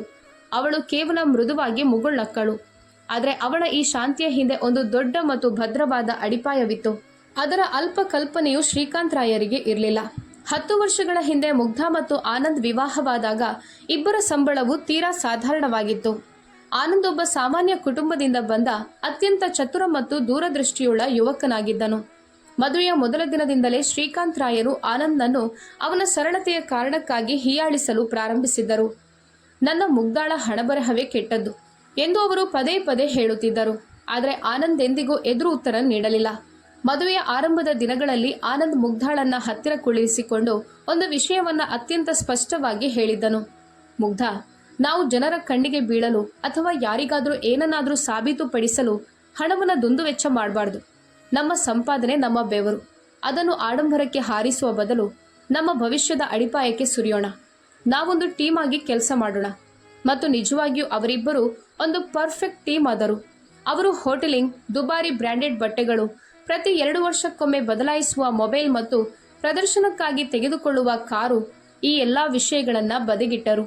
ಅವರು ಸಾಮಾನ್ಯ ಬಾಡಿಗೆ ಮನೆಯಲ್ಲೇ ಇದ್ದರು. ಆನಂದ್ನ ಆರ್ಥಿಕ ಯೋಜನೆ ಎಷ್ಟು ನಿಖರವಾಗಿತ್ತೆಂದರೆ ಇಬ್ಬರ ಸಂಬಳದ ದೊಡ್ಡ ಪಾಲು ನೇರವಾಗಿ ಹೂಡಿಕೆಗೆ ಹೋಗುತ್ತಿತ್ತು. ಅವರು ಶೇರ್ ಮಾರ್ಕೆಟ್ ಅನ್ನು ಆಳವಾಗಿ ಅಧ್ಯಯನ ಮಾಡಿದರು. ಮ್ಯೂಚುವಲ್ ಫಂಡ್ಗಳಲ್ಲಿ ಶಿಸ್ತಿನಿಂದ ಹೂಡಿಕೆ ಮಾಡಿದರು ಮತ್ತು ಸರಿಯಾದ ಸಮಯ ಬಂದಾಗ ತಮ್ಮ ಗಮನವನ್ನು ರಿಯಲ್ ಎಸ್ಟೇಟ್ ಕಡೆಗೆ ಹರಿಸಿದರು. ಸಾಯಿಶಾಳ ಜನನದ ನಂತರ ಅವಳ ಭವಿಷ್ಯಕ್ಕಾಗಿ ಅವರು ದೊಡ್ಡ ಹೆಜ್ಜೆಗಳನ್ನು ಇಟ್ಟರು. ಅವರು ಅಧಿಕೃತವಾಗಿ SM ಪ್ರಾಪರ್ಟೀಸ್ ಹೆಸರಿನ ಒಂದು ಸಣ್ಣ LLC ಕಂಪನಿಯನ್ನು ನೋಂದಾಯಿಸಿದರು. ಆಗ ಪನ್ವೇಲ್ ಮತ್ತು ಹೊಸದಾಗಿ ಅಭಿವೃದ್ಧಿ ಹೊಂದುತ್ತಿದ್ದ ಉಲ್ವೆ ನೋಡ್ನಲ್ಲಿ ಜಾಗದ ಬೆಲೆಗಳು ಕೈಗೆಟುಕುವಂತಿದ್ದವು. ಮುಗ್ಧ ಮತ್ತು ಆನಂದ್ ತಮ್ಮ ಎಲ್ಲ ಉಳಿತಾಯವನ್ನು ಹಾಕಿ ಉಲ್ವೆಯಲ್ಲಿ ಮೊದಲ ಕಮರ್ಷಿಯಲ್ ಮಳಿಗೆಯನ್ನು ಖರೀದಿಸಿದರು. ಅದರ ನಂತರ ಅವರು ಹಿಂತಿರುಗಿ ನೋಡಲೇ ಇಲ್ಲ. ಕಳೆದ 7 ವರ್ಷಗಳಲ್ಲಿ ಅವರು ಅತ್ಯಂತ ಚಾಣಾಕ್ಷತನದಿಂದ ಯಾವುದೇ ಆರ್ಭಟವಿಲ್ಲದೆ ಪನ್ವೇಲ್ ಮತ್ತು ಉಲ್ವೆ ಪರಿಸರದಲ್ಲಿ ಬರೋಬ್ಬರಿ 5 ವಾಣಿಜ್ಯ ಮಳಿಗೆಗಳು ಮತ್ತು 4 ಉತ್ತಮ ಫ್ಲ್ಯಾಟ್ಗಳನ್ನು ಖರೀದಿಸಿದ್ದರು. ಇವೆಲ್ಲವೂ ಸಾಲಮುಕ್ತವಾಗಿದ್ದವು ಅಥವಾ ಅತ್ಯಲ್ಪ ಸಾಲವನ್ನು ಹೊಂದಿದ್ದವು. ಯಾಕಂದರೆ ಅವುಗಳ ಡೌನ್ ಪೇಮೆಂಟ್ ಅವರ ಇತರ ಹೂಡಿಕೆಗಳ ಲಾಭದಿಂದಲೇ ಬಂದಿತ್ತು. ಇತ್ತ ಶ್ರೀಕಾಂತ್ ರಾಯರು ಸ್ನೇಹಿತರ ಮಾತನ್ನು ಕೇಳಿ ಒಂದು ದೊಡ್ಡ ವಾಣಿಜ್ಯ ಯೋಜನೆಯಲ್ಲಿ ತಮ್ಮ ಸ್ವಂತ ಮನೆಯ ಮೇಲೆ ಸಾಲ ಪಡೆದು ದೊಡ್ಡ ಮೊತ್ತದ ಹೂಡಿಕೆ ಮಾಡಿದ್ದರು. ನನ್ನ ಮಾತು ಅಂದರೆ ಹಣ ಎಂಬ ಭ್ರಮೆಯಲ್ಲಿದ್ದರು ಅವರು. ಆದರೆ ಮಾರುಕಟ್ಟೆಯಲ್ಲಿ ಹಠಾತ್ತಾಗಿ ಉಂಟಾದ ಮಂದಗತಿ ಮತ್ತು ಆ ಯೋಜನೆಯ ಬಿಲ್ಡರ್ ಕೆಲಸ ನಿಲ್ಲಿಸಿ ಪರಾರಿಯಾದ ಕಾರಣ ಶ್ರೀಕಾಂತ್ ರಾಯರ ಎಲ್ಲ ಹಣವೂ ಮುಳುಗಿ ಹೋಯಿತು. ಯಾವ ವ್ಯಾಪಾರಿಗಳಿಗೆ ಅವರು ಹಣ ನೀಡಿದ್ದರೋ ಅವರು ಸಹ ಕೈ ತೊಳೆದುಕೊಂಡರು. ನೋಡುತ್ತಿದ್ದಂತೆಯೇ ಅವರ ಮೇಲೆ ಬ್ಯಾಂಕ್ ಮತ್ತು ಖಾಸಗಿ ಲೇವಾದೇವಿದಾರರ ಸಾಲದ ಬೆಟ್ಟವೇ ಬೆಳೆಯಿತು. ಸಾಲದ ಕಂತುಗಳನ್ನು ಪಾವತಿಸಲು ಸಾಧ್ಯವಾಗದಿದ್ದಕ್ಕೆ ಬ್ಯಾಂಕಿನಿಂದ ನೋಟಿಸ್ಗಳು ಬರಲಾರಂಭಿಸಿದವು. ಶ್ರೀಕಾಂತ್ ರಾಯರ ಕಾಲ ಕೆಳಗಿನ ನೆಲವೇ ಜರಿದಂತಾಯಿತು. ತಮ್ಮ ಈ ಅಂತಸ್ತು ಕುಸಿಯುವುದನ್ನು ನೋಡೋದು ಅವರಿಗೆ ಅಸಹನೀಯವಾಗಿತ್ತು. ಸಂಬಂಧಿಕರಿಗೆ ಮತ್ತು ಸಮಾಜಕ್ಕೆ ಇದು ತಿಳಿದರೆ ತಮ್ಮ ಮರ್ಯಾದೆ ಎಷ್ಟು ಹರಾಜಾಗಬಹುದು ಎಂಬ ಭಯ ಅವರನ್ನು ಕಾಡತೊಡಗಿತು. ಕೊನೆಗೆ ಅತ್ಯಂತ ಅನಿವಾರ್ಯವಾಗಿ ಮತ್ತು ತಮ್ಮ ಸುಳ್ಳು ಪ್ರತಿಷ್ಠೆಯನ್ನು ಉಳಿಸಿಕೊಳ್ಳಲು ಶ್ರೀಕಾಂತ್ ರಾಯರು ಒಂದು ಕಠಿಣ ನಿರ್ಧಾರ ತೆಗೆದುಕೊಳ್ಳಬೇಕಾಯಿತು. ವಾಶಿಯ ತಮ್ಮ ಸ್ವಂತ ಹಕ್ಕಿನ, ಪ್ರತಿಷ್ಠೆಯ ಮತ್ತು ಪ್ರೀತಿಯ ಮನೆಯನ್ನು ಮಾರಾಟ ಮಾಡುವ ದಿನ ಬಂದಿತು. ಅದು ನೀಲಿಮಾ ಬಾಯಿಯವರ ಜೀವನದ ಅತ್ಯಂತ ಕರಾಳ ದಿನವಾಗಿತ್ತು. ಮನೆಯ ತುಂಬೆಲ್ಲ ಸಾಮಾನಿನ ಪೆಟ್ಟಿಗೆಗಳು ಚೆಲ್ಲಾಪಿಲ್ಲಿಯಾಗಿದ್ದವು. 35 ವರ್ಷಗಳ ಕಾಲ ಯಾವ ಮನೆಯ ಗೋಡೆಗಳನ್ನು ಅವರು ತಮ್ಮ ಬೆವರು ಮತ್ತು ಪ್ರೀತಿಯಿಂದ ಅಲಂಕರಿಸಿದ್ದರೋ ಆ ಮನೆ ಈಗ ಪರಕೀಯವಾಗಿತ್ತು. ಅಡುಗೆ ಮನೆಯ ತಮ್ಮ ಪ್ರೀತಿಯ ಪಾತ್ರೆಗಳು ಮತ್ತು ಮಸಾಲೆ ಡಬ್ಬಿಗಳನ್ನು ಹಳೆಯ ವೃತ್ತಪತ್ರಿಕೆಗಳಲ್ಲಿ ಸುತ್ತುವಾಗ ನೀಲಿಮಾ ಬಾಯಿಯವರ ಕೈಗಳು ನಡುಗುತ್ತಿದ್ದವು. ಅವರ ಕಣ್ಣಿನಿಂದ ಹರಿಯುತ್ತಿದ್ದ ಕಣ್ಣೀರು ನಿಲ್ಲುತ್ತಿರಲಿಲ್ಲ. ಶ್ರೀಕಾಂತ್ ರಾಯರು ಹಾಲಿನಲ್ಲಿ ತಮ್ಮ ಆ ಖಾಲಿಯಾದ ಆರಾಮ ಕುರ್ಚಿಯಲ್ಲಿ ಮೌನವಾಗಿ ಕುಳಿತಿದ್ದರು. ಎದುರಿನ ಗೋಡೆಯ ಮೇಲೆ ಮೊದಲು ಅವರ ದೊಡ್ಡದಾದ ಭವ್ಯವಾದ ಫೋಟೋ ಇತ್ತು. ಆದರೆ ಈಗ ಆ ಜಾಗ ಖಾಲಿ ಮತ್ತು ಬಣಗುಡುತ್ತಿತ್ತು. ನೀಲಿಮಾ ಬಾಯಿ ಸೆರಗಿನಿಂದ ಕಣ್ಣು ಒರೆಸಿಕೊಳ್ಳುತ್ತಾ ಹಾಲ್ಗೆ ಬಂದರು. ಅಲ್ಲ, ಈ ದೇವರ ಮನೆಯ ಗಣಪತಿ ಬಪ್ಪ ಮತ್ತು ದೀಪದ ಕಂಬಗಳನ್ನು ಈ ಕೆಂಪು ಚೀಲದಲ್ಲಿ ಇಡಲೆ. ಆ ಚೀಲವನ್ನು ನಿಮ್ಮ ಬಳಿ ಇಟ್ಟುಕೊಳ್ಳಿ. ಅವರ ಧ್ವನಿ ನಡುಗುತ್ತಿತ್ತು. ಶ್ರೀಕಾಂತ್ ರಾಯರು ಶೂನ್ಯದತ್ತ ದೃಷ್ಟಿ ನೆಟ್ಟು ಕೇವಲ ತಲೆ ಅಲ್ಲಾಡಿಸಿದರು. ಸ್ವಲ್ಪ ಸಮಯದ ನಂತರ ಅವರು ಭಾರವಾದ ಧ್ವನಿಯಲ್ಲಿ ಹೇಳಿದರು, ನೀಲಿಮಾ, ನನ್ನನ್ನು ಕ್ಷಮಿಸಿಬಿಡು. ಯಾವ ಮನೆಯ ಬಗ್ಗೆ ನನಗೆ ಅತೀವ ಹೆಮ್ಮೆ ಇತ್ತೋ, ಯಾವ ಮನೆಯ ಬಲದಿಂದ ನಾನು ಮುಗ್ಧ ಮತ್ತು ಅಳಿಯನಿಗೆ ಬೇಕಾಬಿಟ್ಟಿ ಹೀಯಾಳಿಸಿ ಮಾತನಾಡಿದ್ದೆನೋ, ಅದೇ ಮನೆ ಇಂದು ನನ್ನ ಕೈಬಿಟ್ಟು ಹೋಯಿತು. ಸಮಾಜಕ್ಕೆ ನಾನು ಏನು ಉತ್ತರ ನೀಡಲಿ? ಶ್ರೀಕಾಂತ್ ರಾಯರು ವಯಸ್ಸಾದ ಕಾಲದಲ್ಲಿ ರಸ್ತೆಗೆ ಬಂದರು ಅಂತ ಜನ ಹೇಳೋದಿಲ್ವಾ? ನೀಲಿಮಾ ಬಾಯಿ ಬಿಕ್ಕಳಿಕೆಯನ್ನು ತಡೆದುಕೊಂಡರು. ಜನರ ಮಾತು ಹಾಗಿರಲಿ, ಆದರೆ ಈಗ ನಮ್ಮ ಕಥೆ ಏನು? ಈ ವಯಸ್ಸಿನಲ್ಲಿ ನಾವು ಎಲ್ಲಿಗೆ ಹೋಗೋದು? ನಾನು ಶಿಲ್ಪಾಳಿಗೆ ಫೋನ್ ಮಾಡಿದ್ದೆ. ಶ್ರೀಕಾಂತ್ ರಾಯರು ತಲೆ ತಗ್ಗಿಸಿ ಹೇಳಿದರು. ಅವರ ಧ್ವನಿಯಲ್ಲಿ ಒಂದು ವಿಲಕ್ಷಣ ಅಪರಾಧಿ ಭಾವ ಮತ್ತು ದುಃಖವಿತ್ತು. ಹೊಸ ಮನೆ ಸಿಗುವವರೆಗೆ ಕೆಲವು ದಿನಗಳ ಕಾಲ ನಾವು ನಿಮ್ಮ ಬಳಿ ಸೀವುಡ್ಸ್ಗೆ ಬಂದು ಇರುತ್ತೇವೆ ಎಂದೆ. ಅದಕ್ಕೆ ಅವಳು ಏನು ಹೇಳಿದ್ಲು ಗೊತ್ತಾ ನೀಲಿಮಾ? ಶ್ರೀಕಾಂತ್ ರಾಯರ ಕಣ್ಣಿನಿಂದ ಒಂದು ದೊಡ್ಡ ಕಣ್ಣೀರಿನ ಹನಿ ಕೆಳಗೆ ಉರುಳಿತು. ಅವಳು ಹೇಳಿದ್ಲು, ಡ್ಯಾಡ್, ನಮ್ಮದು 3 BHK ಫ್ಲ್ಯಾಟ್ ಆಗಿದ್ರೂ ವಿಕ್ರಮ್ಗೆ ವರ್ಕ್ ಫ್ರಮ್ ಹೋಮ್ ಇರುತ್ತದೆ. ಅವರಿಗೆ ಪ್ರೈವಸಿ ಬೇಕು. ಮತ್ತು ನನ್ನ ಮನೆಯಲ್ಲಿ ಎಷ್ಟು ಪಾರ್ಟಿಗಳಿರುತ್ತವೆ ಗೊತ್ತಾ? ನೀವು ಬಂದರೆ ನಿಮಗೆ ಅಸೌಕರ್ಯವಾಗುತ್ತದೆ. ನೀವು ಬೇರೆ ಕಡೆ ಏನಾದರೂ ನೋಡ್ಕೊಳ್ಳಿ. ನೀಲಿಮಾ, ಯಾರ ಪಾಲನೆಗಾಗಿ ನಾನು ನನ್ನ ಇಡೀ ಜೀವನವನ್ನೇ ಸವೆಸಿದ್ದೇನೋ, ಯಾರ ಬಗ್ಗೆ ಅತೀವ ಹೆಮ್ಮೆ ಪಟ್ಟಿದ್ದೇನೋ, ಅವಳೇ ಇಂದು ನನಗೆ ವಾಸಿಸಲು ಜಾಗವಿಲ್ಲ ಅಂತ ನೇರವಾಗಿ ನಿರಾಕರಿಸಿದಳು. ಇದನ್ನು ಕೇಳಿ ನೀಲಿಮಾ ಬಾಯಿ ಸ್ತಬ್ಧರಾದರು. ಅವರಿಗೆ ಮುಗ್ಧಾಳ ನೆನಪಾಯಿತು. ಮುಗ್ಧಾಗೆ ಇದರ ಬಗ್ಗೆ ಯಾವುದೂ ತಿಳಿದಿರಲಿಲ್ಲ. ಯಾಕಂದರೆ ಶ್ರೀಕಾಂತ್ ರಾಯರು ತಮ್ಮ ಸುಳ್ಳು ಅಹಂಕಾರವನ್ನು ಕಾಪಾಡಿಕೊಳ್ಳಲು ಈ ಸಂಕಷ್ಟವನ್ನು ಅವಳಿಂದಲೂ ಮುಚ್ಚಿಟ್ಟಿದ್ದರು. ಕೊನೆಗೆ ಮನೆಯಿಂದ ಹೊರಬರುವ ಸಮಯ ಬಂದಾಗ ಶ್ರೀಕಾಂತ್ ರಾಯರ ಕಾಲುಗಳು ಹೊಸ್ತಿಲಲ್ಲೇ ತಡಕಾಡಿದವು. ಬಾಗಿಲಿನ ಮೇಲಿದ್ದ ಶ್ರೀಕಾಂತ್ ನಿವಾಸ ಎಂಬ ನಾಮಫಲಕವನ್ನು ತೆಗೆಯುವಾಗ ಅವರ ಹೃದಯದಲ್ಲಿ ಉಂಟಾದ ವೇದನೆಯನ್ನು ಶಬ್ದಗಳಲ್ಲಿ ವಿವರಿಸಲು ಸಾಧ್ಯವಿಲ್ಲ. ತಮ್ಮದೇ ಮನೆಯಿಂದ ಹೊರಹಾಕಲ್ಪಟ್ಟ ಆ ಭಾವನೆ ಅವರನ್ನು ಒಳಗಿನಿಂದ ಕೊಲ್ಲುತ್ತಿತ್ತು. ಶ್ರೀಕಾಂತ್ ರಾಯರು ಸಂಪೂರ್ಣವಾಗಿ ಕುಸಿದು ಹೋಗಿದ್ದರಿಂದ ಮುಂದಿನ ಎಲ್ಲ ಜವಾಬ್ದಾರಿಯನ್ನು ನೀಲಿಮಾ ಬಾಯಿಯವರೇ ಹೊರಬೇಕಾಯಿತು. ಅವರು ತಮಗೆ ಪರಿಚಯವಿದ್ದ ಒಬ್ಬ ಏಜೆಂಟ್ಗೆ ಫೋನ್ ಮಾಡಿದರು. ಪನ್ವೇಲ್ನ ಒಂದು ಒಳ್ಳೆಯ ಅಪಾರ್ಟ್ಮೆಂಟ್ನಲ್ಲಿ ಅವರಿಗೆ ಒಂದು 2 BHK ಫ್ಲ್ಯಾಟ್ ಬಾಡಿಗೆಗೆ ಸಿಕ್ಕಿತು. ಮರುದಿನ ಬಾಡಿಗೆ ಸಾಮಾನಿನ ಟೆಂಪೋ ಪನ್ವೇಲ್ನ ಆ ಅಪಾರ್ಟ್ಮೆಂಟ್ಗೆ ತಲುಪಿತು. ಫ್ಲ್ಯಾಟ್ ಸಾಕಷ್ಟು ವಿಶಾಲವಾಗಿತ್ತು ಮತ್ತು ಗಾಳಿ ಆಡುತ್ತಿತ್ತು. ಆದರೆ ಶ್ರೀಕಾಂತ್ ರಾಯರಿಗೆ ಆ ಫ್ಲ್ಯಾಟ್ ಯಾವುದೋ ಜೈಲಿನಂತೆ ಭಾಸವಾಗುತ್ತಿತ್ತು. ಸಾಮಾನಿನ ಪೆಟ್ಟಿಗೆಗಳನ್ನು ಮನೆಯೊಳಗೆ ಇಡುವಾಗ ಅವರ ಉಸಿರು ಭಾರವಾಗುತ್ತಿತ್ತು. 65ನೇ ವಯಸ್ಸಿನಲ್ಲಿ ಮನುಷ್ಯ ನೆಮ್ಮದಿಯಿಂದ ಬದುಕಬೇಕಾದ ಸಮಯದಲ್ಲಿ ಅವರು ಬಾಡಿಗೆದಾರರಾಗಿ ಬರಬೇಕಾಗಿ ಬಂದಿತ್ತು. ಬನ್ನಿ, ಸಾಮಾನುಗಳನ್ನು ಆಮೇಲೆ ಜೋಡಿಸೋಣ. ಮೊದಲು ಸ್ವಲ್ಪ ನೀರು ಕುಡಿಯಿರಿ. ನೀಲಿಮಾ ಬಾಯಿಯವರು ಅವರನ್ನು ಸೋಫಾದ ಮೇಲೆ ಕುಳ್ಳಿರಿಸಿ ನೀರು ನೀಡಿದರು. ಶ್ರೀಕಾಂತ್ ರಾಯರು ನೀರಿನ ಗುಟುಕು ಪಡೆದರು ಮತ್ತು ಸುತ್ತಲಿನ ಅಪರಿಚಿತ ಗೋಡೆಗಳನ್ನು ನೋಡತೊಡಗಿದರು. ಅವರ ಕಿವಿಯಲ್ಲಿ ಅವರದೇ ಮಾತುಗಳು ಗುಯಿಂಗುಡತೊಡಗಿದವು. ಬೇರೆಯವರ ಮಾಲೀಕತ್ವದ ಗೋಡೆಗಳನ್ನು ಸ್ವಂತ ಮನೆ ಅಂತ ಭಾವಿಸೋದು ಮೂರ್ಖತನ. ರಸ್ತೆಗೆ ಬರುತ್ತೀರಿ ನೀವು. ಯಾವ ಮಾತುಗಳಿಂದ ಅವರು ಆನಂದ್ ಮತ್ತು ಮುಗ್ಧಾಳನ್ನು ಹಂಗಿಸಿದ್ದರೋ ಅದೇ ಮಾತುಗಳು ಇಂದು ಅವರ ಸ್ವಂತ ಹಣೆಬರಹವಾಗಿ ಬಂದಿದ್ದವು. ಮರುದಿನ ಏಜೆಂಟ್ ಬಾಡಿಗೆ ಕರಾರು ಪತ್ರವನ್ನು ಹಿಡಿದು ಬಂದನು. ಶ್ರೀಕಾಂತ್ ರಾಯರು ಕನ್ನಡಕ ಧರಿಸಿ ಆ ಕರಾರನ್ನು ನೋಡಿದರು. ಅದರಲ್ಲಿ ಮನೆ ಮಾಲೀಕರ ಜಾಗದಲ್ಲಿ SM ಪ್ರಾಪರ್ಟೀಸ್ ಎಂಬ ಹೆಸರಿತ್ತು ಮತ್ತು ಸಹಿಗಾಗಿ ಒಂದು ಮ್ಯಾನೇಜ್ಮೆಂಟ್ ಏಜೆನ್ಸಿಯ ಮೊಹರು ಇತ್ತು. ಶ್ರೀಕಾಂತ್ ರಾಯರ ಮನಸ್ಸು ಎಷ್ಟು ಮರಗಟ್ಟಿತ್ತೆಂದರೆ ಅವರು ಆ ಹೆಸರಿನ ಬಗ್ಗೆ ಹೆಚ್ಚು ಗಮನ ನೀಡಲಿಲ್ಲ. ಅವರು ಮೌನವಾಗಿ ಬಾಡಿಗೆದಾರ ಎಂಬ ಕಾಲಂ ಅಡಿಯಲ್ಲಿ ತಮ್ಮ ಸಹಿ ಮಾಡಿದರು. ಸಹಿ ಮಾಡುವಾಗ ಅವರ ಕೈಗಳಲ್ಲಿದ್ದ ನಡುಕ ಮತ್ತು ಮನಸ್ಸಿನಲ್ಲಿದ್ದ ಅವಮಾನ ಯಾರಿಗೂ ತಿಳಿಯದಂತಿರಲಿಲ್ಲ. ವಿಧಿಯ ಆಟ ಎಷ್ಟು ವಿಚಿತ್ರವಾಗಿರುತ್ತಲ್ವಾ? ಯಾವ ಬಾಡಿಗೆ ಮನೆಯ ಕಾರಣಕ್ಕಾಗಿ ಅವರು ಜೀವನವಿಡೀ ತಮ್ಮ ಹಿರಿಯ ಮಗಳನ್ನು ಮತ್ತು ಅಳಿಯನನ್ನು ಹೀಯಾಳಿಸುತ್ತಿದ್ದರೋ ಅದೇ ಬಾಡಿಗೆ ಮನೆಯಲ್ಲಿ ಈಗ ಅವರು ಆಶ್ರಯ ಪಡೆಯಬೇಕಾಯಿತು. ಮತ್ತು ಅವರಿಗೆ ಇದರ ಕಿಂಚಿತ್ತೂ ಕಲ್ಪನೆ ಇರಲಿಲ್ಲ. ಯಾವ SM ಪ್ರಾಪರ್ಟೀಸ್ ಕರಾರಿನ ಮೇಲೆ ಅವರು ಬಾಡಿಗೆದಾರರಾಗಿ ಸಹಿ ಮಾಡಿದ್ದಾರೋ ಆ ಕಂಪನಿ ಬೇರೆ ಯಾರದ್ದೂ ಆಗಿರದೆ ಮುಗ್ಧ ಮತ್ತು ಆನಂದ್ರದ್ದೇ ಆಗಿತ್ತು. ಅವರು ಈಗ ಯಾವ ಮನೆಗೆ ಪ್ರತಿ ತಿಂಗಳು ಬಾಡಿಗೆ ಪಾವತಿಸಲಿದ್ದಾರೋ ಆ ಮನೆ ಅವರದ್ದೇ ಮಗಳದ್ದಾಗಿತ್ತು. ಯಾರನ್ನು ಅವರು ಯಾವಾಗಲೂ ದರಿದ್ರರು ಅಂತ ಭಾವಿಸುತ್ತಿದ್ದರೋ ಅವರದ್ದು. ಪನ್ವೇಲ್ನ ಆ ಫ್ಲ್ಯಾಟ್ನಲ್ಲಿ ಶ್ರೀಕಾಂತ್ ರಾವ್ ಮತ್ತು ನೀಲಿಮಾ ಬಾಯಿಯವರ ಹೊಸದಾದ ಆದರೆ ಮುಜುಗರದ ಜೀವನ ಪ್ರಾರಂಭವಾಯಿತು. ಶ್ರೀಕಾಂತ್ ರಾಯರ ಅಹಂಕಾರಕ್ಕೆ ಪೆಟ್ಟು ಬಿದ್ದಿರೋದು ನಿಜ, ಆದರೆ ಅದು ಇನ್ನೂ ಸಂಪೂರ್ಣವಾಗಿ ಸತ್ತಿರಲಿಲ್ಲ. ಶಿಲ್ಪಾ ಮತ್ತು ವಿಕ್ರಮ್ ಅವರ ಆರ್ಥಿಕ ಪರಿಸ್ಥಿತಿ ತುಂಬ ಸದೃಢವಾಗಿದೆ ಮತ್ತು ಯಾವಾಗಲಾದರೂ ಅವರು ನಮ್ಮನ್ನು ಇದರಿಂದ ಹೊರತರುತ್ತಾರೆ ಅಂತ ಅವರು ಇನ್ನೂ ಭಾವಿಸುತ್ತಿದ್ದರು. ಆದರೆ ಸೀವುಡ್ಸ್ ಮೇಲೆ ಕವಿದಿರುವ ಆಡಂಬರದ ಮೋಡಗಳು ಶೀಘ್ರದಲ್ಲೇ ಪನ್ವೇಲ್ಗೆ ಬಂದು ಅವರ ಉಳಿದಿರುವ ಅಲ್ಪ ಅಹಂಕಾರದ ಮೇಲೂ ಮಳೆ ಸುರಿಸಲಿವೆ ಎಂಬುದು ಅವರಿಗೆ ತಿಳಿದಿರಲಿಲ್ಲ. ಪನ್ವೇಲ್ನ ಆ ಬಾಡಿಗೆ ಮನೆಯಲ್ಲಿ ಶ್ರೀಕಾಂತ್ ರಾವ್ ಮತ್ತು ನೀಲಿಮಾಬಾಯಿ ವಾಸಿಸಲು ಬಂದು ಈಗ 2 ವರ್ಷಗಳು ಕಳೆದಿವೆ. ಕಾಲದ ಹರಿವಿನಲ್ಲಿ ಹಳೆಯ ಮನೆಯ ನೆನಪುಗಳ ಗಾಯಗಳು ಸ್ವಲ್ಪ ಮಟ್ಟಿಗೆ ಒಣಗಿದ್ದರೂ ಶ್ರೀಕಾಂತ್ ರಾಯರ ಮನಸ್ಸಿನೊಳಗಿನ ಅಸಮಾಧಾನ ಮತ್ತು ಅವರ ಆ ಅಹಂಕಾರ ಮಾತ್ರ ಸಂಪೂರ್ಣವಾಗಿ ಹೋಗಿರಲಿಲ್ಲ. ಪರಿಸ್ಥಿತಿಯು ಅವರನ್ನ ಕೆಳಕ್ಕೆ ಎಳೆದಿದ್ದರೂ ಅವರ ಸ್ವಭಾವ ಮಾತ್ರ ಹಾಗೇ ಉಳಿದಿತ್ತು. ಇಂದು ದೀಪಾವಳಿಯ ಸಂಭ್ರಮ. ಹೊರಗೆಲ್ಲೆಡೆ ಹಣತೆಗಳ ಬೆಳಕು ಮತ್ತು ಪಟಾಕಿಗಳ ಆರ್ಭಟವಿತ್ತು. ಪನ್ವೇಲ್ನ ಆ 2 BHK ಫ್ಲಾಟ್ನಲ್ಲಿ ಬೆಳಗ್ಗೆಯಿಂದಲೇ ಘಮಘಮಿಸುವ ವಾಸನೆಯಿಂದ ಮನೆ ತುಂಬಿ ಹೋಗಿತ್ತು. ನೀಲಿಮಾಬಾಯಿಯವರು ಅಡುಗೆ ಮನೆಯಲ್ಲಿ ದೀಪಾವಳಿಯ ತಿಂಡಿಗಳ ತಯಾರಿ ನಡೆಸುತ್ತಿದ್ದರು. ಗರಿಗರಿಯಾದ ಕರಂಜಿ, ಬಾಯಲ್ಲಿಟ್ಟರೆ ಕರಗುವ ಕಡಲೆ ಹಿಟ್ಟಿನ ಉಂಡೆ, ಕುರುಕುರಾದ ಚಕ್ಕುಲಿ ಮತ್ತು ಖಾರವಾದ ಬೆಳ್ಳುಳ್ಳಿ ಚೂಡ ನೀಲಿಮಾಬಾಯಿಯವರ ಕೈರುಚಿಯೇ ಆಗಿತ್ತು. ಆದರೆ ಇದೆಲ್ಲವನ್ನೂ ಮಾಡುತ್ತಿದ್ದರೂ ಅವರ ಮನಸ್ಸಿನಲ್ಲಿ ಒಂದು ಬಗೆಯ ಆತಂಕವಿತ್ತು. ಯಾಕಂದ್ರೆ ಇಂದು 2 ಹೆಣ್ಣು ಮಕ್ಕಳು ಮತ್ತು ಅಳಿಯಂದಿರು ಮನೆಗೆ ಬರಲಿದ್ದರು. ಶ್ರೀಕಾಂತ್ ರಾಯರ ಸ್ವಭಾವವನ್ನು ನೋಡಿದ್ರೆ ಇಂದಿನ ಹಬ್ಬ ಸುಖವಾಗಿ ನೆರವೇರುತ್ತದೆಯೋ ಇಲ್ಲವೋ ಎಂಬ ಖಾತ್ರಿ ಅವರಿಗೆ ಇರಲಿಲ್ಲ. ನಿಗದಿಯಾದಂತೆ ಸರಿಯಾಗಿ ಬೆಳಗ್ಗೆ 10:30 ಗಂಟೆಗೆ ಮನೆಯ ಕರೆಗಂಟೆ ಬಾರಿಸಿತು. ನೀಲಿಮಾಬಾಯಿ ಬಾಗಿಲು ತೆರೆದರು. ಬಾಗಿಲಲ್ಲಿ ಮುಗ್ಧ, ಆನಂದ್ ಮತ್ತು ಪುಟ್ಟ ಸಾಯಿಷಾ ನಿಂತಿದ್ದರು.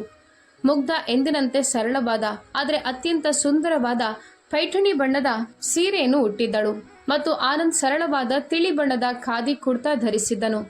ಅವರ ಮುಖದಲ್ಲಿನ ಪ್ರಸನ್ನತೆ ಮನೆಯ ವಾತಾವರಣಕ್ಕೆ ಒಂದು ರೀತಿಯ ಸಕಾರಾತ್ಮಕತೆಯನ್ನ ತಂದಿತು. ಹ್ಯಾಪಿ ದೀಪಾವಳಿ ಅಜ್ಜಿ ಎನ್ನುತ್ತಾ ಸಾಯಿಷಾ ನೀಲಿಮಾಬಾಯಿಯವರನ್ನ ಗಟ್ಟಿಯಾಗಿ ಅಪ್ಪಿಕೊಂಡಳು. ಸಾಯಿಷಾ ಒಂದು ಸುಂದರವಾದ ಲಂಗ ದಾವಣಿ ಧರಿಸಿದ್ದಳು. ಅದರಲ್ಲಿ ಅವಳು ಕೇವಲ ಗೊಂಬೆಯಂತೆ ಕಾಣುತ್ತಿದ್ದಳು. ಅವಳು ಒಳಗೆ ಬಂದು ಅಜ್ಜನ ಪಾದ ಮುಟ್ಟಿ ನಮಸ್ಕರಿಸಿದಳು. ಶ್ರೀಕಾಂತ್ ರಾಯರು ಎಂದಿನಂತೆ ಶುಷ್ಕವಾಗಿ ಆಶೀರ್ವದಿಸಿದರು. ಮುಗ್ಧ ನೇರವಾಗಿ ಅಡುಗೆ ಮನೆಗೆ ಹೋಗಿ ನೀಲಿಮಾಬಾಯಿಯವರಿಗೆ ತಿಂಡಿಯ ತಟ್ಟೆಗಳನ್ನು ಸಜ್ಜುಗೊಳಿಸಲು ಸಹಾಯ ಮಾಡಲು ಪ್ರಾರಂಭಿಸಿದಳು. ಸಾಯಿಷಾ ಕೂಡ ಮುಗ್ಧವಾಗಿ, ಅಜ್ಜಿ, ನಾನು ಪ್ಲೇಟ್ನಲ್ಲಿ ಚಕ್ಕುಲಿ ಹಾಕ್ಲಾ ಎಂದು ಕೇಳುತ್ತಾ ಸಣ್ಣ ಪುಟ್ಟ ಕೆಲಸಗಳಲ್ಲಿ ಸಹಾಯ ಮಾಡತೊಡಗಿದಳು. ಅವಳ ಆ ಸಂಸ್ಕಾರ ಮತ್ತು ಆ ಮುದ್ದಾದ ತಿಳುವಳಿಕೆಯನ್ನು ಕಂಡು ನೀಲಿಮಾಬಾಯಿಯವರ ಕಣ್ಣುಗಳು ತೇವಗೊಂಡವು. ಆನಂದ್ ಹಾಲ್ಗೆ ಬಂದು ಶ್ರೀಕಾಂತ್ ರಾಯರ ಎದುರು ಕುಳಿತನು. ದೀಪಾವಳಿ ಹೇಗೆ ನಡೆಯುತ್ತಿದೆ ಮಾವ? ನಿಮ್ಮ ಆರೋಗ್ಯ ಹೇಗಿದೆ? ಆನಂದ್ ನಮ್ರತೆಯಿಂದ ಕೇಳಿದನು. ಆರೋಗ್ಯನ? ಈ ಬಾಡಿಗೆ ಮನೆಯಲ್ಲಿ ಆರೋಗ್ಯ ಹೇಗಿರುತ್ತದೆ? ಸ್ವಂತ ಮನೆಯಲ್ಲಿರುವಾಗ ಇದ್ದ ಆ ವೈಭವ ಈ ಪಾರಿವಾಳದ ಗೂಡಿನಲ್ಲಿ ಸಿಗಲು ಸಾಧ್ಯನಾ? ಶ್ರೀಕಾಂತ್ ರಾಯರು ತಮ್ಮ ಪರಿಸ್ಥಿತಿಯ ಹೊಣೆಯನ್ನ ಮತ್ತೆ ಹಣೆಬರಹದ ಮೇಲೆ ಮತ್ತು ಪರೋಕ್ಷವಾಗಿ ಎದುರುಗಿದ್ದವನ ಮೇಲೆ ಹಾಕುತ್ತಾ ಅಸಮಾಧಾನ ವ್ಯಕ್ತಪಡಿಸಿದರು. ಆನಂದ್ ಇದಕ್ಕೆ ಯಾವುದೇ ಪ್ರತಿಕ್ರಿಯೆ ನೀಡಲಿಲ್ಲ. ಅವನು ಕೇವಲ ಶಾಂತವಾಗಿ ಕೇಳಿಸಿಕೊಳ್ಳುತ್ತಿದ್ದನು. 11:30 ಕಳೆದರೂ ಶಿಲ್ಪಾ ಮತ್ತು ವಿಕ್ರಮ್ ಅವರ ಸುಳಿವಿರಲಿಲ್ಲ. ಅಂತಿಮವಾಗಿ 12 ಗಂಟೆಯ ಸುಮಾರಿಗೆ ಬಾಗಿಲಿನ ಗಂಟೆ ಜೋರಾಗಿ ಬಾರಿಸಿತು. ಶ್ರೀಕಾಂತ್ ರಾಯರ ಮುಖದಲ್ಲಿದ್ದ ಬೇಸರ ಕ್ಷಣಾರ್ಧದಲ್ಲಿ ಮಾಯವಾಗಿ ಕಣ್ಣುಗಳಲ್ಲಿ ಹೊಳಪು ಬಂದಿತು. ಬಾಗಿಲು ತೆರೆಯುತ್ತಿದ್ದಂತೆ ಶಿಲ್ಪಾ ಮತ್ತು ವಿಕ್ರಮ್ ಒಳಗೆ ಬಂದರು. ಶಿಲ್ಪಾ ಅತ್ಯಂತ ಭಾರವಾದ ಮತ್ತು ಪ್ರಖರ ಬಣ್ಣದ ಡಿಸೈನರ್ ಲೆಹಂಗಾವನ್ನು ಧರಿಸಿದ್ದಳು.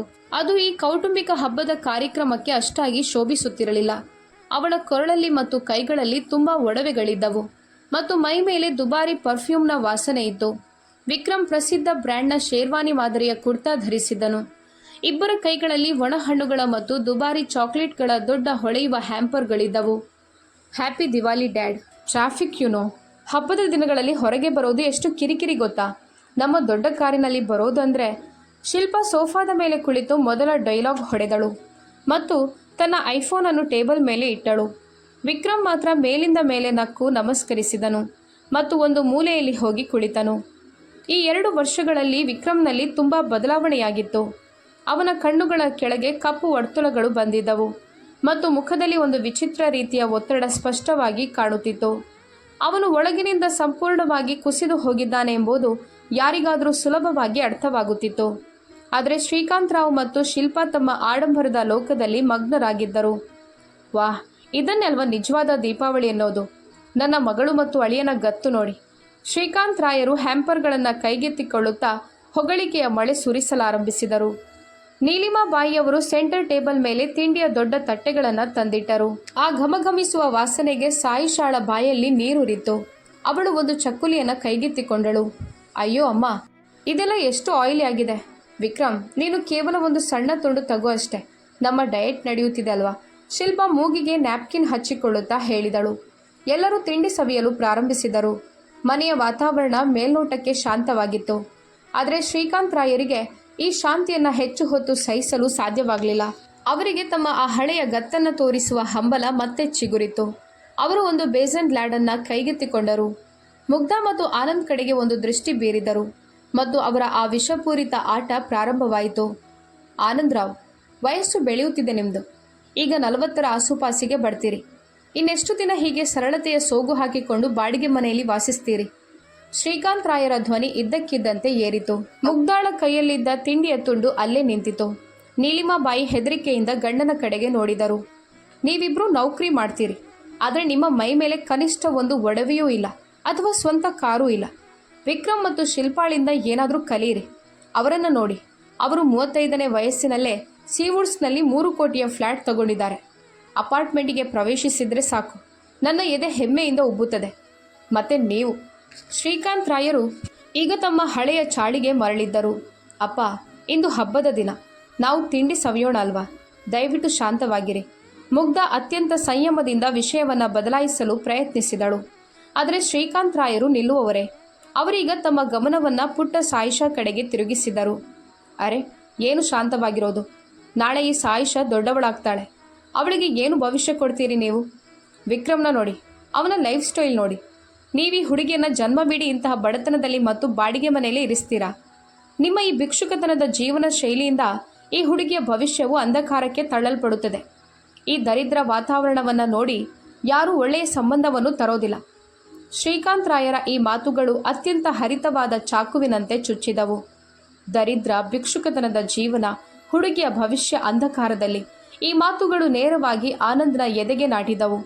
ತನ್ನ ಅಪಮಾನವನ್ನು ಅವನು ಕಳೆದ ಅನೇಕ ವರ್ಷಗಳಿಂದ ಶಾಂತವಾಗಿ ಸಹಿಸಿಕೊಂಡು ಬಂದಿದ್ದನು. ಮುಗ್ಧಾಳ ಮಾತಿನಂತೆ ಅವನು SM ಪ್ರಾಪರ್ಟೀಸ್ನ ಆ ದೊಡ್ಡ ರಹಸ್ಯವನ್ನು ಬಚ್ಚಿಟ್ಟಿದ್ದನು. ಆದರೆ ಇಂದು ಅವನ 9 ವರ್ಷದ ನಿಷ್ಕಲ್ಮಶ ಮಗಳಾದ ಸಾಯಿಷಾಳನ್ನು ಈ ಕೊಳಕು ರಾಜಕೀಯಕ್ಕೆ ಎಳೆಯಲಾಗಿತ್ತು. ಸಾಯಿಷಾ ಹೆದರಿಕೆಯಿಂದ ತನ್ನ ಕೈಯಲ್ಲಿದ್ದ ಲಾಡನ್ನು ಕೆಳಗಿಟ್ಟಳು. ಅವಳ ಪುಟ್ಟ ಕಣ್ಣುಗಳು ತುಂಬಿ ಬಂದಿದ್ದವು. ಅಜ್ಜ ಯಾಕೆ ತನ್ನ ತಂದೆ ತಾಯಿಯನ್ನು ಇಷ್ಟು ಕೆಟ್ಟ ಶಬ್ದಗಳಲ್ಲಿ ಬೈಯುತ್ತಿದ್ದಾರೆ ಎಂದು ಅವಳಿಗೆ ಅರ್ಥವಾಗುತ್ತಿರಲಿಲ್ಲ. ಅವಳು ಅಳುತ್ತಾ ಆನಂದನ ಮಡಿಲಲ್ಲಿ ಹೋಗಿ ಅಡಗಿಕೊಂಡಳು. ಮಗಳ ಕಣ್ಣಿನ ಆ ನೀರನ್ನು ಕಂಡು ಆನಂದನ ಸಂಯಮ ಮಿತಿಮೀರಿತು. ಅವನ ಹಣೆಯ ಮೇಲಿನ ನರಗಳು ಬಿಗಿದವು, ಕೈಮುಷ್ಟಿಗಳು ಬಿಗಿಯಲ್ಪಟ್ಟವು. 2 ವರ್ಷಗಳ ಹಿಂದೆ ವಾಶಿಯ ಮನೆಯಿಂದ ಪ್ರಾರಂಭವಾದ ಈ ಅಪಮಾನದ ಆಟವನ್ನು ಇಂದು ಇಲ್ಲಿ ಪನ್ವೇಲ್ನ ಈ ಬಾಡಿಗೆ ಮನೆಯಲ್ಲಿ ಅಂತ್ಯಗೊಳಿಸುವ ಸಮಯ ಬಂದಿದೆ ಎಂದು ಅವನಿಗೆ ಅನ್ನಿಸಿತು. ಅವನು ಸಿಟ್ಟಿನಿಂದ ಎದ್ದು ನಿಂತನು. ಅವನ ಉಸಿರಾಟದ ವೇಗ ಹೆಚ್ಚಾಗಿತ್ತು. ಇಂದು ಅವನು ಶ್ರೀಕಾಂತ್ ರಾಯರ ಮುಖದ ಮೇಲಿರುವ ಆ ಸುಳ್ಳು ಮುಖವಾಡವನ್ನು ಮತ್ತು ಶಿಲ್ಪಾಳ ಆ ಸುಳ್ಳು ವೈಭವದ ಅರಮನೆಯನ್ನು ಎಲ್ಲರ ಮುಂದೆ ಕಿತ್ತೆಸೆಯಲು ಸಿದ್ಧನಾದನು. ಶ್ರೀಕಾಂತ್ ರಾಯರಿಗೆ ಆ ಸತ್ಯವನ್ನು ಕೂಗಿ ಹೇಳಬೇಕೆಂದಿದ್ದ. ಯಾವ ಮನೆಯಲ್ಲಿ ಕುಳಿತು ನೀವು ನಮ್ಮನ್ನು ದರಿದ್ರರು ಎನ್ನುತ್ತಿದ್ದೀರೋ ಆ ಮನೆ ಮತ್ತು ಯಾವ ಮನೆಗೆ ನೀವು ಪ್ರತಿ ತಿಂಗಳು ಬಾಡಿಗೆ ಪಾವತಿಸುತ್ತಿದ್ದೀರೋ ಅದರ ಮಾಲೀಕ ಬೇರೆ ಯಾರೂ ಅಲ್ಲ, ನಿಮ್ಮ ಈ ಸರಳ ಮಗಳು ಮುಗ್ಧ. ಆನಂದ್ ಒಂದು ದೀರ್ಘ ಉಸಿರು ತೆಗೆದುಕೊಂಡನು ಮತ್ತು ಏನನ್ನೋ ಹೇಳಲು ಬಾಯಿ ತೆರೆಯುತ್ತಿದ್ದಂತೆಯೇ ಮುಗ್ಧ ಅತ್ಯಂತ ವೇಗವಾಗಿ ಆದರೆ ಶಾಂತವಾಗಿ ಆನಂದ್ನ ಕೈಯನ್ನು ಗಟ್ಟಿಯಾಗಿ ಹಿಡಿದುಕೊಂಡಳು. ಆನಂದ್ ಕೋಪದಿಂದ ಅವಳನ್ನು ನೋಡಿದನು. ಮುಗ್ಧಾಳ ಕಣ್ಣಲ್ಲೂ ನೀರಿತ್ತು, ಆದರೆ ಅವಳ ನೋಟ ಅತ್ಯಂತ ಸ್ಥಿರವಾಗಿತ್ತು. ಅವಳು ಆನಂದ್ನ ಕೈಯನ್ನು ಹಗುರವಾಗಿ ಒತ್ತುತ್ತಾ ಕೇವಲ ತಲೆಯನ್ನು ಅಲ್ಲಾಡಿಸಿ ಈಗ ಬೇಡ ಎಂಬ ಸನ್ನೆ ಮಾಡಿದಳು. ಮುಗ್ಧ, ಇಂದು ಬೇಡ, ಇಂದು ಇವರಿಗೆ ಎಲ್ಲ ಸತ್ಯವನ್ನು. ಆನಂದ ಧ್ವನಿ ನಡುಗುತ್ತಿತ್ತು. ಆದರೆ ಮುಗ್ಧ ತನ್ನ ಕಣ್ಣುಗಳಿಂದಲೇ ಮತ್ತೆ ಅವನನ್ನು ಶಾಂತವಾಗಿರಲು ಹೇಳಿ ಕೆಳಗೆ ಕುಳ್ಳಿರಿಸಿದಳು. ಹಾಲ್ನಲ್ಲಿ ಈಗ ಅತ್ಯಂತ ಭಯಾನಕವಾದ ಉಸಿರುಗಟ್ಟಿಸುವಂಥ ಮೌನ ಆವರಿಸಿತು. ಕೇವಲ ಗೋಡೆಯ ಮೇಲಿನ ಗಡಿಯಾರದ ಟಿಕ್ ಟಿಕ್ ಸದ್ದು ಮಾತ್ರ ಕೇಳಿಸ್ತಿತ್ತು. ವಿಕ್ರಮ್ನ ಹಣೆಯ ಮೇಲೆ ಇದ್ದಕ್ಕಿದ್ದಂತೆ ಬೆವರು ಹರಿಯಲಾರಂಭಿಸಿತು. ಅವನು ಅಸ್ವಸ್ಥನಾಗಿ ನೆಲದ ಕಡೆಗೆ ನೋಡುತ್ತಿದ್ದನು. ಶಿಲ್ಪಾ ಮಾತ್ರ ಮುಖದಲ್ಲಿ ಒಂದು ವಕ್ರ ನಗು ಬೀರಿದವಳಾಗಿ ಮೊಬೈಲ್ ನೋಡುವಲ್ಲಿ ಮಗ್ನಳಾಗಿದ್ದಳು.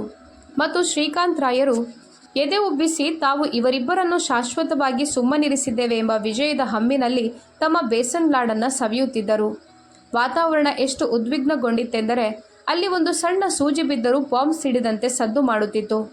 ಗಡಿಯಾರದ ಆ ಟಿಕ್ ಟಿಕ್ ಈಗ ಎಲ್ಲರ ಹೃದಯ ಬಡಿತವನ್ನು ಹೆಚ್ಚಿಸ್ತಿತ್ತು.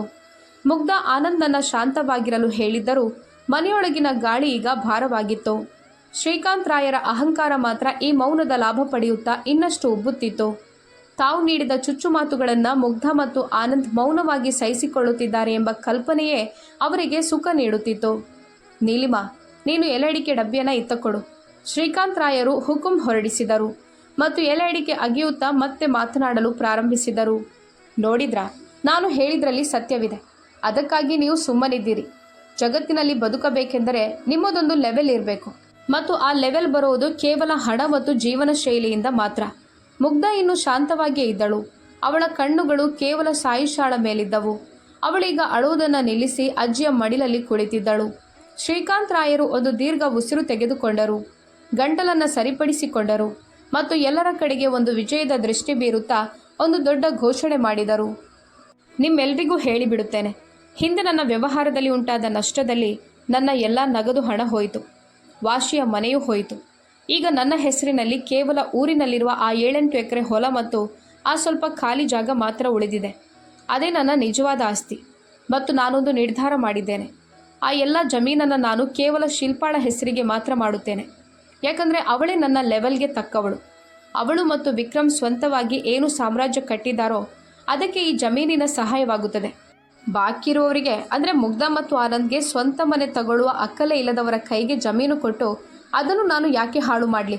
ಶ್ರೀಕಾಂತ್ ರಾಯರ ಈ ವಾಕ್ಯ ಕೇಳುತ್ತಿದ್ದಂತೆಯೇ ನೀಲಿಮಾಬಾಯಿಯವರ ಕೈಯಲ್ಲಿದ್ದ ನೀರಿನ ಖಾಲಿ ಗ್ಲಾಸ್ ಜಾರಿ ಕೆಳಗೆ ಬಿದ್ದಿತು. ಕಣ್ಣೆಂಬ ಶಬ್ದವಾಯಿತು. ಮುಗ್ಧಾಳ ಪಾಲಿಗೆ ಏನೂ ಸಿಗೋದಿಲ್ಲ ಎಂಬುದು ಕೇಳಿ ಅವರು ಹೌಹಾರಿದ್ದರು. ಆದರೆ ಮುಗ್ಧಾಳ ಮುಖದಲ್ಲಿ ಮಾತ್ರ ಕೋಪ ಅಥವಾ ದುಃಖದ ಯಾವುದೇ ರೇಖೆ ಇರಲಿಲ್ಲ. ಅವಳಿಗೆ ಆ ಜಮೀನಿನ ನಿರೀಕ್ಷೆಯೂ ಇರಲಿಲ್ಲ, ಅದರ ಮೋಹವೂ ಇರಲಿಲ್ಲ. ಆದರೆ ಶ್ರೀಕಾಂತ್ ರಾಯರ ಘೋಷಣೆಯ ನಂತರ ಶಿಲ್ಪಾಳ ಮುಖದಲ್ಲಿ ಮೂಡಿದ ಆ ಸುಳ್ಳು ಆನಂದ ಮತ್ತು ಗರ್ವದ ಭಾವವನ್ನು ಕಂಡು ಯಾರೋ ಒಬ್ಬರ ಸಹನೆಯ ಕಟ್ಟೆ ಕೊನೆಗೂ ಒಡೆಯಿತು. ಸಾಕು ಅಪ್ಪ, ಸಾಕು ನಿಮ್ಮ ಈ ಹೊಗಳಿಕೆ. ಇದ್ದಕ್ಕಿದ್ದಂತೆ ಹಾಲ್ನಲ್ಲಿ ಒಂದು ಗುಡುಗಿನಂಥ ಧ್ವನಿ ಮೊಳಗಿತು. ಎಲ್ಲರ ದೃಷ್ಟಿಗಳು ಆ ಧ್ವನಿಯ ದಿಕ್ಕಿನಂತ ತಿರುಗಿದವು. ಆ ಧ್ವನಿ ವಿಕ್ರಮ್ನದ್ದಾಗಿತ್ತು. ವಿಕ್ರಮ್, ಯಾರು ಇದುವರೆಗೆ ಒಂದು ಮೂಲೆಯಲ್ಲಿ ತಲೆ ತಗ್ಗಿಸಿ ಕುಳಿತಿದ್ದನೋ ಅವನೀಗ ಇದ್ದಕ್ಕಿದ್ದಂತೆ ಎದ್ದು ನಿಂತಿದ್ದನು. ಅವನ ಕಣ್ಣುಗಳಿಂದ ಕೆಂಡ ಸುರಿಯುತ್ತಿತ್ತು. 2 ವರ್ಷಗಳಿಂದ ಒಳಗೆ ಶೇಖರವಾಗಿದ್ದ ಅವನ ಸಂತಾಪ, ಹತಾಶೆ ಮತ್ತು ಮಾನಸಿಕ ಒತ್ತಡ ಈಗ ಯಾವುದೋ ಜ್ವಾಲಾಮುಖಿಯಂತೆ ಸ್ಫೋಟಗೊಳ್ಳುತ್ತಿತ್ತು. ವಿಕ್ರಮ್, ಏನು ಮಾತನಾಡ್ತಿದ್ಯಾ ನೀನು? ಡ್ಯಾಡ್ ಹತ್ತಿರ ಹೇಗೆ ಮಾತನಾಡ್ತಿದ್ಯಾ? ಶಿಲ್ಪಾ ಹೆದರಿ ಎದ್ದು ನಿಂತಳು ಮತ್ತು ವಿಕ್ರಮ್ನ ಕೈ ಹಿಡಿಯಲು ಪ್ರಯತ್ನಿಸಿದಳು. ನೀನು ಸುಮ್ಮನಿರು ಶಿಲ್ಪಾ, ಒಂದು ಶಬ್ದವೂ ಮಾತನಾಡಬೇಡ.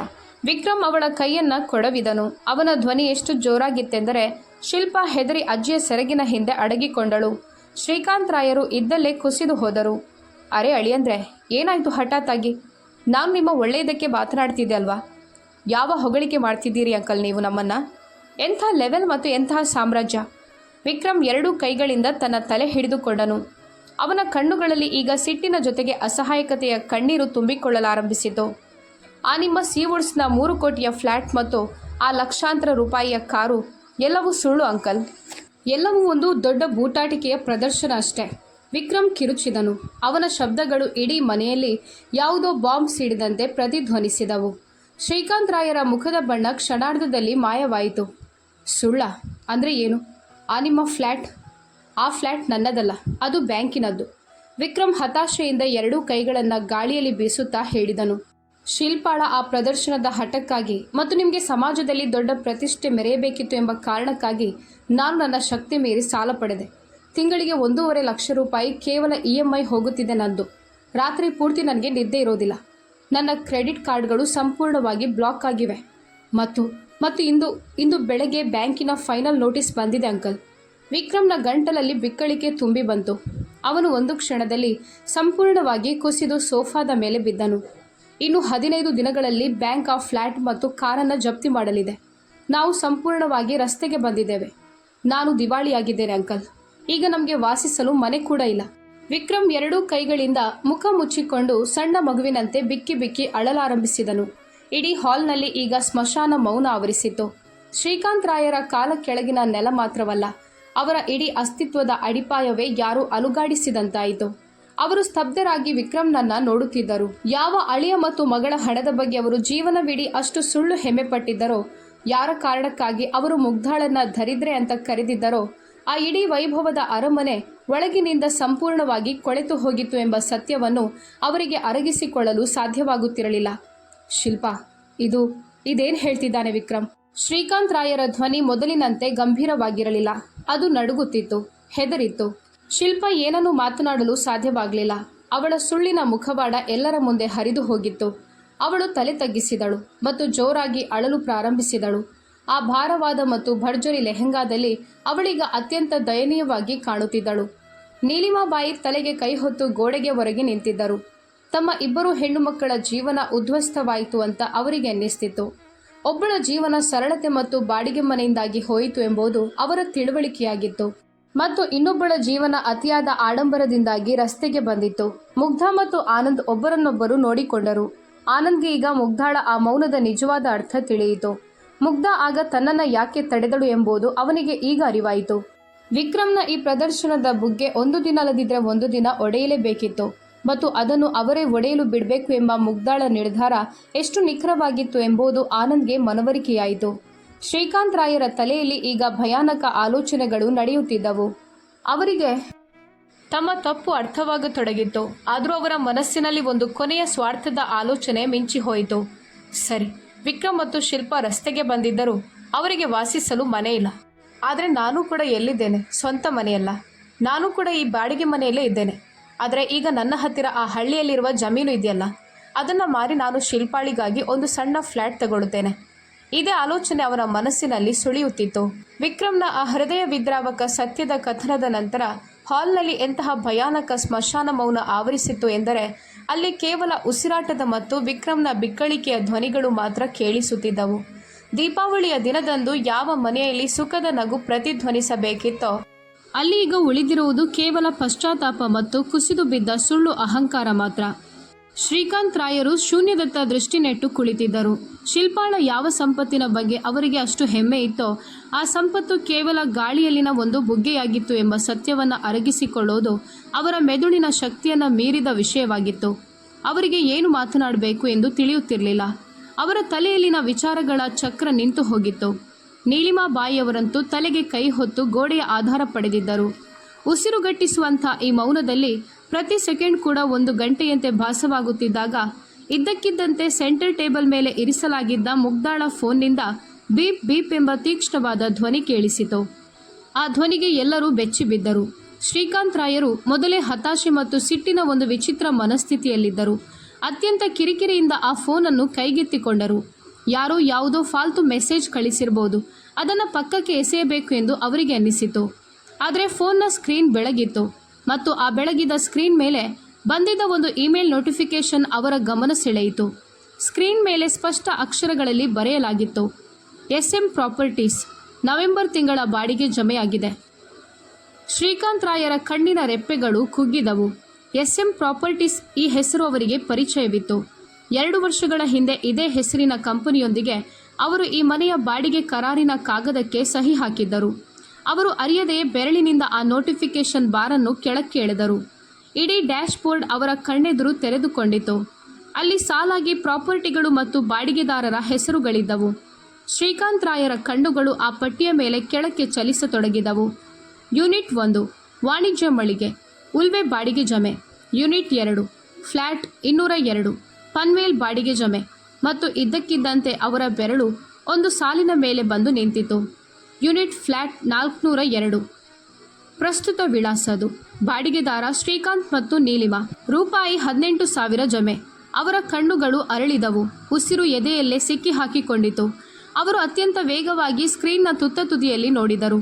ಅಲ್ಲಿ ದೊಡ್ಡದಾದ ದಪ್ಪ ಅಕ್ಷರಗಳಲ್ಲಿ ಬರೆಯಲಾಗಿತ್ತು, ಮಾಲೀಕರು ಮುಗ್ಧಾ ಮತ್ತು ಆನಂದ್. ಕೈಯಲ್ಲಿದ್ದ ಫೋನ್ ನಡುಗಲಾರಂಭಿಸಿತು. ಶ್ರೀಕಾಂತ್ ರಾಯರ ಬೆರಳುಗಳ ಶಕ್ತಿ ಕುಂದಿದಂತಾಯಿತು. ಅವರು ಯಾವ ಕುರ್ಚಿಯ ಮೇಲೆ ಕುಳಿತಿದ್ದರೋ ಆ ಕುರ್ಚಿ ಯಾವುದೋ ದೊಡ್ಡ ಪ್ರಪಾತವಾಗಿ ಅವರನ್ನು ಕೆಳಕ್ಕೆ ಎಳೆಯುತ್ತಿರುವಂತೆ ಭಾಸವಾಯಿತು. ಅವರ ಮೆದುಳು ಮರಗಟ್ಟಿತು. ಏನು ನೋಡುತ್ತಿದ್ದರು ಅವರು? ಇದು ಸಾಧ್ಯನಾ? ಅವರು ಕಣ್ಣುಗಳನ್ನು ಉಜ್ಜಿಕೊಂಡು ಮತ್ತೆ ಸ್ಕ್ರೀನ್ ಕಡೆಗೆ ನೋಡಿದರು. ಹೌದು, ಶಬ್ದಗಳು ಅದೇ ಆಗಿದ್ದವು. ಯಾವ ಮನೆಯಲ್ಲಿ ಕುಳಿತು ಕಳೆದ 2 ವರ್ಷಗಳಿಂದ ಅವರು ತಮ್ಮ ಹಿರಿಯ ಮಗಳನ್ನು ದರಿದ್ರೆ, ಭಿಕ್ಷುಕಿ ಮತ್ತು ಬಾಡಿಗೆ ಮನೆಯಲ್ಲಿ ಕೊಳೆಯುವವಳಂತ ಹೀಯಾಳಿಸುತ್ತಿದ್ದರೋ ಅದೇ ಮನೆ, ಅದೇ ವಾಸ್ತು ಅವಳ ಮಾಲೀಕತ್ವದ್ದಾಗಿತ್ತು. ಪ್ರತಿ ತಿಂಗಳ 1ನೇ ತಾರೀಖಿನಂದು ಅವರು ತಮ್ಮ ಮುರಿದು ಬಿದ್ದ ಅಹಂಕಾರದ ಜೊತೆಗೆ ಯಾವ ಏಜೆನ್ಸಿಗೆ ಬಾಡಿಗೆ ಪಾವತಿಸುತ್ತಿದ್ದರೋ ಆ ಹಣ ನೇರವಾಗಿ ಮುಗ್ಧಾ ಮತ್ತು ಆನಂದರವರ ಖಾತೆಗೆ ಜಮೆಯಾಗುತ್ತಿತ್ತು. ಈ ಆಘಾತ ಎಷ್ಟು ಭೀಕರವಾಗಿತ್ತೆಂದರೆ ಶ್ರೀಕಾಂತ್ ರಾಯರ ಮುಖದ ಬಣ್ಣ ಬಿಳಿಚಿಕೊಂಡಿತು. ಹಣೆಯ ಮೇಲೆ ಬೆವರಿನ ಹನಿಗಳು ಜಮೆಯಾದವು. 35 ವರ್ಷಗಳ ಕಾಲ ಅವರು ಯಾವ ಅಳತೆಗೋಲಿನಿಂದ ಮನುಷ್ಯರನ್ನ ಅಳೆಯುತ್ತಿದ್ದರೋ, ಹಣ ಮತ್ತು ವೈಭವ ಆ ಅಳತೆಗೋಲನ್ನ ಇಂದು ಅವರ ಮಗಳೇ ಅವರ ತಲೆಯ ಮೇಲೆ ಹೊಡೆದು ಮುರಿದಿದ್ದಳು. ನಾವು ನಮ್ಮದೇ ಮಗಳ ಮತ್ತು ಆ ಸರಳ ಅಳಿಯನ ಬಾಡಿಗೆದಾರರು. ಈ ಸತ್ಯವು ಅವರ ಅಹಂಕಾರವನ್ನ ಅಕ್ಷರಶಃ ಸುಟ್ಟು ಬೂದಿ ಮಾಡಿತು. ಅವರ ಒಳಗಿದ್ದ ಆ ಗರ್ವಿಷ್ಠ ಸಗಟು ವ್ಯಾಪಾರಿ ಕ್ಷಣಾರ್ಧದಲ್ಲಿ ಕುಸಿದು ಬಿದ್ದನು. ಇದೇನಿದು? ಶ್ರೀಕಾಂತ್ ರಾಯರ ಬಾಯಿಂದ ಶಬ್ದಗಳು ಹೊರಬರುತ್ತಿರಲಿಲ್ಲ. ಅವರ ಧ್ವನಿ ಒಣಗಿದ ಹಳಸಲು ಮಜ್ಜಿಗೆಯಂತೆ ಕರ್ಕಶವಾಗಿ ಮತ್ತು ನಡುಗುತ್ತಿತ್ತು. ಅವರು ನಡುಗುತ್ತಿದ್ದ ಫೋನನ್ನು ಮುಗ್ಧಾಳ ದಿಕ್ಕಿಗೆ ತೋರಿಸಿದರು. ಮುಗ್ಧಾ, ಈ SM ಪ್ರಾಪರ್ಟೀಸ್ ಇದು ನಿನ್ನ ಹೆಸರ? ಎಲ್ಲರ ದೃಷ್ಟಿಗಳು ಈಗ ಮುಗ್ಧಾಳ ಮೇಲೆ ನೆಟ್ಟಿದ್ದವು. ಶಿಲ್ಪ ಕಣ್ಣೀರು ಒರೆಸಿಕೊಳ್ಳುತ್ತಾ ಮೇಲೆ ನೋಡಿದಳು. ವಿಕ್ರಮ್ಗೆ ಏನೂ ತಿಳಿಯುತ್ತಿರಲಿಲ್ಲ. ಮುಗ್ಧಾ ಶಾಂತವಾಗಿ ನಿಂತಿದ್ದಳು. ಅವಳ ಮುಖದಲ್ಲಿ ಯಾವುದೇ ವಿಜಯದ ಆನಂದವಿರಲಿಲ್ಲ ಅಥವಾ ತಂದೆಯನ್ನ ಕೀಳಾಗಿ ಕಂಡ ಸೇಡಿನ ಭಾವನೆಯೂ ಇರಲಿಲ್ಲ. ಅಲ್ಲಿ ಕೇವಲ ಒಂದು ಅತೀಂದ್ರಿಯ ಮತ್ತು ಪ್ರೌಢ ಶಾಂತಿ ಇತ್ತು. ಆನಂದ್ ಕೂಡ ಅವಳ ಪಕ್ಕದಲ್ಲಿ ಬಂದು ನಿಂತನು. ಅವನು ಅತ್ಯಂತ ದೃಢವಾಗಿ ಮುಗ್ಧಾಳ ಹೆಗಲ ಮೇಲೆ ಕೈ ಇಟ್ಟನು. ಆ ಸ್ಪರ್ಶವು, ನಾನು ನಿನ್ನ ಹಿಂದೆ ಒಂದು ಭದ್ರವಾದ ಬೆಟ್ಟದಂತೆ ನಿಂತಿದ್ದೇನೆ, ಈಗ ಸತ್ಯವು ಹೊರಬರಲಿ ಎಂದು ಹೇಳುತ್ತಿತ್ತು. ಮುಗ್ಧಾ ತಂದೆಯ ಕಣ್ಣುಗಳನ್ನು ನೇರವಾಗಿ ನೋಡಿದಳು. ಅವಳ ನೋಟ ಎಷ್ಟು ಸ್ಥಿರವಾಗಿತ್ತೆಂದರೆ ಶ್ರೀಕಾಂತ್ ರಾಯರಿಗೆ ಆ ನೋಟವನ್ನು ಎದುರಿಸಲು ಸಾಧ್ಯವಾಗಲಿಲ್ಲ. ಹೌದು ಅಪ್ಪ. ಮುಗ್ಧಾಳ ಧ್ವನಿ ಅತ್ಯಂತ ಸಂಯಮದಿಂದ ಕೂಡಿತ್ತು, ಆದರೆ ಇಡೀ ಹಾಲ್ನಲ್ಲಿ ಪ್ರತಿಧ್ವನಿಸುತ್ತಿತ್ತು. ಈ ಮನೆ ನನ್ನದು ಮತ್ತು ಆನಂದ್ರದ್ದು. ಕಳೆದ 2 ವರ್ಷಗಳಿಂದ ನೀವು ಯಾವ ಮನೆಗೆ ಬಾಡಿಗೆ ಪಾವತಿಸ್ತಿದ್ರೋ ಅದು ನಮ್ಮದೇ ಮಾಲೀಕತ್ವದ್ದಾಗಿದೆ. ಈ ಮಾತುಗಳು ಶ್ರೀಕಾಂತ್ ರಾಯರ ಕಿವಿಗೆ ಸುತ್ತಿಗೆಯಿಂದ ಹೊಡೆದಂತೆ ಬಿದ್ದವು. ಅವರು ನಡುಗುವ ಕೈಗಳಿಂದ ಹಣೆಯ ಬೆವರನ್ನು ಒರೆಸಿಕೊಂಡರು. ಅಂದರೆ ನೀವು ಅವರಿಗೆ ವಾಕ್ಯವನ್ನು ಪೂರ್ಣಗೊಳಿಸಲು ಸಾಧ್ಯವಾಗಲಿಲ್ಲ. ಮುಗ್ಧಾ ಮುಂದುವರಿದು ಹೇಳಿದಳು. ಕೇವಲ ಈ ಒಂದು ಮನೆ ಮಾತ್ರವಲ್ಲಪ್ಪ. SM ಪ್ರಾಪರ್ಟೀಸ್ ಹೆಸರಿನಲ್ಲಿ ಪನ್ವೇಲ್ ಮತ್ತು ಉಲ್ವೆ ಪರಿಸರದಲ್ಲಿ ನಮ್ಮ ಇನ್ನೂ 8 ಪ್ರಾಪರ್ಟಿಗಳಿವೆ. ಅದರಲ್ಲಿ ವಾಣಿಜ್ಯ ಮಳಿಗೆಗಳು ಮತ್ತು ಫ್ಲ್ಯಾಟ್ಗಳಿವೆ. ಮತ್ತು ಇದೆಲ್ಲವನ್ನು ನಾವು ಯಾವುದೇ ಬ್ಯಾಂಕಿನ ಸಾಲದಿಂದಲ್ಲ, ಬದಲಾಗಿ ನಮ್ಮ ಸ್ವಂತ ಕಷ್ಟದ ಮತ್ತು ಉಳಿತಾಯದ ಹಣದಿಂದ ನಿರ್ಮಿಸಿದ್ದೇವೆ. ಶಿಲ್ಪಾಳ ಕಣ್ಣುಗಳು ಆಶ್ಚರ್ಯದಿಂದ ಅರಳಿದವು. ಯಾವ ಸರಳತೆಯನ್ನು ಅವಳು ಯಾವಾಗಲೂ ಹಾಸ್ಯ ಮಾಡುತ್ತಿದ್ದಳೋ ಆ ಅಕ್ಕ ತನ್ನ ಆ ಸುಳ್ಳು 3 ಕೋಟಿಯ ಫ್ಲ್ಯಾಟ್ಗಿಂತ ಎಷ್ಟೋ ಪಟ್ಟು ಹೆಚ್ಚಿನ ಸಂಪತ್ತನ್ನು ತನ್ನ ಹೆಸರಿನಲ್ಲಿ ಹೊಂದಿದ್ದಳು. ವಿಕ್ರಮ್ ಶೂನ್ಯದತ್ತ ನೋಡುತ್ತಾ ಒಂದು ದೀರ್ಘ ನಿಟ್ಟುಸಿರು ಬಿಟ್ಟನು. ಅವನಿಗೆ ಈಗ ಆನಂದ್ನ ಆ ಸರಳ ಜೀವನ ಶೈಲಿಯ ಹಿಂದಿನ ನಿಜವಾದ ಶ್ರೀಮಂತಿಕೆ ಅರ್ಥವಾಯಿತು. ಆದರೆ ಹಾಗಿದ್ರೆ ನೀವು ನನಗೆ ಯಾಕೆ ಹೇಳಿಲ್ಲ? ಇಂತಹ ಸರಳತೆಯ ನಾಟಕ ಯಾಕೆ ಆಡಿದ್ರಿ? ನನ್ನನ್ನು ಅವಮಾನಿಸಲ? ಶ್ರೀಕಾಂತ್ ರಾಯರ ಧ್ವನಿ ಈಗ ಸಂಪೂರ್ಣವಾಗಿ ಅಳುವಿನ ಹಂತಕ್ಕೆ ಬಂದಿತ್ತು. ಅವರ ಆ ಬಾಸ್ ತರಹದ ಹಮ್ಮು ಪೂರ್ತಿಯಾಗಿ ಕರಗಿ ಹೋಗಿತ್ತು. ಆನಂದ್ ಒಂದು ಹೆಜ್ಜೆ ಮುಂದೆ ಬಂದನು. ಬಾವಾ, ನಾವಿದನ್ನು ಯಾರನ್ನು ಕೀಳಾಗಿ ಕಾಣಲು ಅಥವಾ ಅವಮಾನಿಸಲು ಬಚ್ಚಿಡಲಿಲ್ಲ.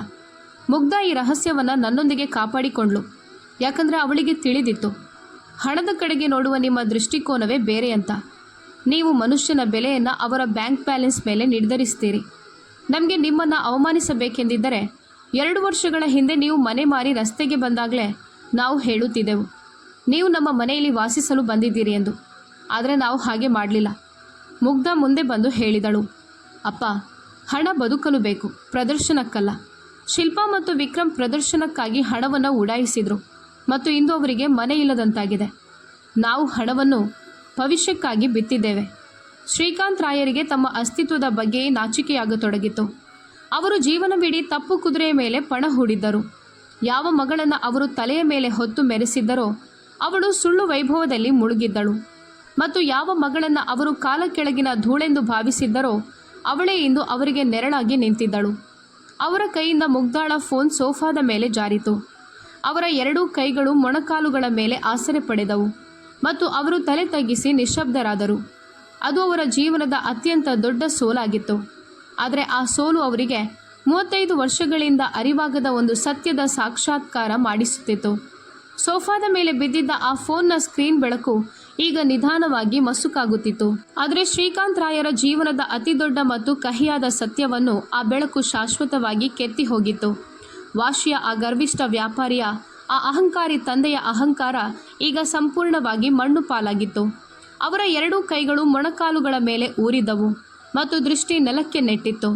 ಯಾವ ಮಗಳನ್ನು ನಾವು ಜೀವನವಿಡೀ ದರಿದ್ರೆ ದುರದೃಷ್ಟವಂತೆ ಅಂತ ಹೀಯಾಳಿಸಿದ್ದೆವೋ, ಯಾರ ಸರಳತೆಯನ್ನು ಸಂಬಂಧಿಕರ ಮುಂದೆ ಹಸಿಬಿಸಿಯಾಗಿ ಹಾಸ್ಯ ಮಾಡಿದ್ದೆವೋ ಅದೇ ಮಗಳು ಇಂದು ಈ ಸಂಕಷ್ಟದ ಸಮಯದಲ್ಲಿ ತಮಗೆ ನಿಜವಾದ ಆಧಾರ ಮತ್ತು ಸಾಕ್ಷಾತ್ ತಮ್ಮ ತಲೆಯ ಮೇಲಿನ ಛಾವಣಿಯ ಮಾಲೀಕಳಾಗಿ ಹೊರಹೊಮ್ಮಿದ್ದಾಳೆ ಎನ್ನುವ ವಿಚಾರ ಅವರ ಮನಸ್ಸನ್ನು ಹಾವಿನಂತೆ ಕಚ್ಚುತ್ತಿತ್ತು. ಅವರ ಗಂಟಲಲ್ಲಿ ಒಂದು ದೊಡ್ಡ ದುಃಖದ ಉಂಡೆ ಸಿಲುಕಿಕೊಂಡಿತ್ತು. ಬಾಯಿಂದ ಶಬ್ದಗಳು ಹೊರಬರುತ್ತಿರಲಿಲ್ಲ. ಕೇವಲ ಕಣ್ಣಿನ ಅಂಚುಗಳು ಕೆಂಪಾಗಿದ್ದವು. ನೀಲಿಮಾಬಾಯಿಯವರಂತೂ ಕಾಲಿನ ಶಕ್ತಿ ಕಳೆದುಕೊಂಡಿದ್ದರು. ಜೀವನವಿಡೀ ಗಂಡನ ಸುಳ್ಳು ಅಹಂಕಾರಕ್ಕೆ ಮತ್ತು ಶಿಲ್ಪಾಳ ಆಡಂಬರಕ್ಕೆ ಅವರು ಮೂಕ ಸಮ್ಮತಿ ನೀಡಿದ್ದರು. ಇಂದು ಸತ್ಯ ಹೊರಬಂದಾಗ ಅವರಿಗೆ ಮುಗ್ಧ ಮತ್ತು ಆನಂದ್ ಎದುರು ತಾವೇ ಅಪರಾಧಿಗಳಂತೆ ಅನ್ನಿಸುತ್ತಿತ್ತು. ಅವರು ನಡುಗುವ ಪಾದಗಳಿಂದ ಮುಂದೆ ಬಂದರು ಮತ್ತು ನೇರವಾಗಿ ಮುಗ್ಧಾಳ ಎರಡೂ ಕೈಗಳನ್ನು ತಮ್ಮ ಕೈಯೊಳಗೆ ತೆಗೆದುಕೊಂಡರು. ಮುಗ್ಧ ಮಗಳೇ, ನೀಲಿಮಾಬಾಯಿಯವರ ಕಣ್ಣುಗಳಿಂದ ಅಶ್ರುಧಾರೆ ಹರಿಯತೊಡಗಿತು. ನಮ್ಮನ್ನು ಕ್ಷಮಿಸಿಬಿಡು ಮಗಳೇ. ನಾವು ಜನ್ಮ ನೀಡಿದವರಾದರೂ ನಿನ್ನನ್ನು ಎಂದೂ ಸರಿಯಾಗಿ ಗುರುತಿಸಲು ಸಾಧ್ಯವಾಗಲಿಲ್ಲ. ನಿನ್ನ ಸರಳತೆಯನ್ನು ನಾವು ನಿನ್ನ ದೌರ್ಬಲ್ಯ ಅಂತ ಭಾವಿಸಿದೆವು ಮತ್ತು ಯಾವ ಶಿಲ್ಪಾಳಿಗಾಗಿ ನಾವು ನಿನ್ನನ್ನು ಜೀವನವಿಡೀ ಅಳಿಸಿದೆವೋ ಅವಳೇ ಇಂದು ನಮ್ಮ ವೃದ್ಧಾಪ್ಯದಲ್ಲಿ ರಸ್ತೆಗೆ ಬಂದಿದ್ದಾಳೆ. ನಿನಗೆ ಯಾವ ಮುಖ ತೋರಿಸಲಿ ಮಗಳೇ? ನೀನೇ ನಮ್ಮ ಮಾಲೀಕಳಾಗಿ ಹೊರಹೊಮ್ಮಿದ್ಯಲ್ಲ. ನೀಲಿಮಾಬಾಯಿ ಬಿಕ್ಕಿ ಬಿಕ್ಕಿ ಅಳಲಾರಂಭಿಸಿದರು. ಮುಗ್ಧ ತಕ್ಷಣವೇ ತಾಯಿಯನ್ನು ಹತ್ತಿರಕ್ಕೆ ಕರೆದುಕೊಂಡಳು. ಅಮ್ಮ, ಇದೇನು ಹೀಗೆ ಮಾತನಾಡ್ತಿದ್ಯಾ? ಮಾಲೀಕಳು ಎಂತಹದ್ದು? ನಾನು ನಿಮ್ಮ ಮಗಳೇ ಅಲ್ವಾ? ಮುಗ್ಧ ತಾಯಿಯನ್ನು ಸಮಾಧಾನಪಡಿಸಿದಳು ಮತ್ತು ಶ್ರೀಕಾಂತ್ ರಾಯರ ಮುಂದೆ ಹೋಗಿ ನಿಂತಳು. ಶ್ರೀಕಾಂತ್ ರಾಯರು ಅತ್ಯಂತ ಅಪರಾಧಿ ಭಾವನೆಯಿಂದ ಭಾರವಾದ ಅಂತಃಕರಣದಿಂದ ಮೇಲೆ ನೋಡಿದರು. ಈಗ ಮುಗ್ಧ ತಮ್ಮ ಮೇಲೆ ಕಿರುಚಬಹುದು, ತಮ್ಮನ್ನು ಕಟುವಾಗಿ ಅಪಮಾನಿಸಬಹುದು ಅಥವಾ ಮನೆಯಿಂದ ಹೊರಹಾಕುವ ಬೆದರಿಕೆ ಹಾಕಬಹುದು ಅಂತ ಅವರಿಗೆ ಅನ್ನಿಸಿತು. ಯಾಕಂದರೆ ಹಾಗೆ ಮಾಡುವ ಸಂಪೂರ್ಣ ಹಕ್ಕು ಈಗ ಅವಳಿಗಿತ್ತು. ಆದರೆ ಮುಗ್ಧಾಳ ಮುಖದಲ್ಲಿ ಯಾವುದೇ ಸೇಡಿನ ಭಾವವಿರಲಿಲ್ಲ. ಅಲ್ಲಿ ವಿಜಯದ ಉನ್ಮಾದವೂ ಇರಲಿಲ್ಲ. ಅಲ್ಲಿ ಕೇವಲ ಅತೀಂದ್ರಿಯ ಪ್ರೌಢ ಮತ್ತು ಸಂಸ್ಕಾರದ ಶಾಂತಿ ಇತ್ತು. ಅವಳು ಅತ್ಯಂತ ನಮ್ರತೆಯಿಂದ ಆದರೆ ಅಷ್ಟೇ ದೃಢವಾದ ಧ್ವನಿಯಲ್ಲಿ ಹೇಳಿದಳು, ಅಪ್ಪ, ಸ್ವಲ್ಪ ಸಮಯದ ಹಿಂದೆ ಆನಂದ್ ಹೇಳಿದಂತೆ ನಾವು ಇದನ್ನೆಲ್ಲ ನಿಮ್ಮನ್ನು ಅಪಮಾನಿಸಲು ಅಥವಾ ನಿಮ್ಮನ್ನು ಕೀಳಾಗಿ ಕಾಣಲು ಖಂಡಿತವಾಗಿಯೂ ಬಚ್ಚಿಟ್ಟಿರಲಿಲ್ಲ. ನನಗೆ ಕೇವಲ ನಿಮ್ಮ ಆ ಹಣದ ಅಳತೆಗೋಲಿನಿಂದ ಪಾರಾಗಬೇಕಿತ್ತು ಅಷ್ಟೇ. ನನ್ನ ಮತ್ತು ಆನಂದ್ ಅವರ ಸಂಸಾರವನ್ನು ಆಡಂಬರದ ಸ್ಪರ್ಧೆಗೆ ಇಳಿಸಲು ನನಗೆ ಇಷ್ಟವಿರಲಿಲ್ಲ. ಹಣದ ಧ್ವನಿ ತುಂಬ ಜೋರಾಗಿರುತ್ತದೆ ಅಪ್ಪ. ಅದು ಮನುಷ್ಯರ ಸಂಬಂಧಗಳನ್ನೇ ತಿಂದು ಹಾಕುತ್ತದೆ. ನನಗೆ ನಮ್ಮ ಸಂಬಂಧಗಳನ್ನು ಕಾಪಾಡಿಕೊಳ್ಬೇಕಿತ್ತು. ಶ್ರೀಕಾಂತ್ ರಾಯರು ಮೌನವಾಗಿ ಕೇಳಿಸಿಕೊಳ್ಳುತ್ತಿದ್ದರು. ಮತ್ತೆ ಅಪ್ಪ, ನೀವು ನಿಮ್ಮನ್ನು ಬಾಡಿಗೆದಾರ ಅಂತ ಭಾವಿಸಿ ಎಂದಿಗೂ ಕೀಳರಿಮೆ ಪಡಬೇಡಿ. ನೀವು ಈ ಮನೆಯಲ್ಲಿ ಬಾಡಿಗೆದಾರರಾಗಿ ಅಲ್ಲ, ಬದಲಾಗಿ ನನ್ನ ತಂದೆಯಾಗಿ ಶಾಶ್ವತವಾಗಿ ಇರ್ಬೋದು. ಈ ಮನೆ ನಿಮ್ಮದೇ. ಆದರೆ ಇನ್ಮುಂದೆ ನನ್ನ ಮತ್ತು ಶಿಲ್ಪಾಳ ಹೋಲಿಕೆ ಮಾಡಬಾರ್ದು. ಹಣದ ಆಧಾರದ ಮೇಲೆ ಮನುಷ್ಯನ ಬೆಲೆ ನಿರ್ಧರಿಸುವ ನಿಮ್ಮ ಆ ಸ್ವಭಾವವನ್ನು ನೀವು ಇಲ್ಲೇ ಶಾಶ್ವತವಾಗಿ ಬಿಟ್ಟು ಬಿಡಬೇಕಾಗುತ್ತದೆ. ಮುಗ್ಧಾಳ ಗೌರವಯುತ ಹಾಗೂ ಸ್ಪಷ್ಟ ಶಬ್ದಗಳು ಶ್ರೀಕಾಂತ್ ರಾಯರ ಹೃದಯವನ್ನು ಇಣುಕಿದವು. ಅವರು ತಲೆ ತಗ್ಗಿಸಿದರು. ಅವರಿಗೆ ಈಗ ತಮ್ಮ ಅಸ್ತಿತ್ವದ ಬಗ್ಗೆ ಅಸಹ್ಯವೆನಿಸ್ತಿತ್ತು.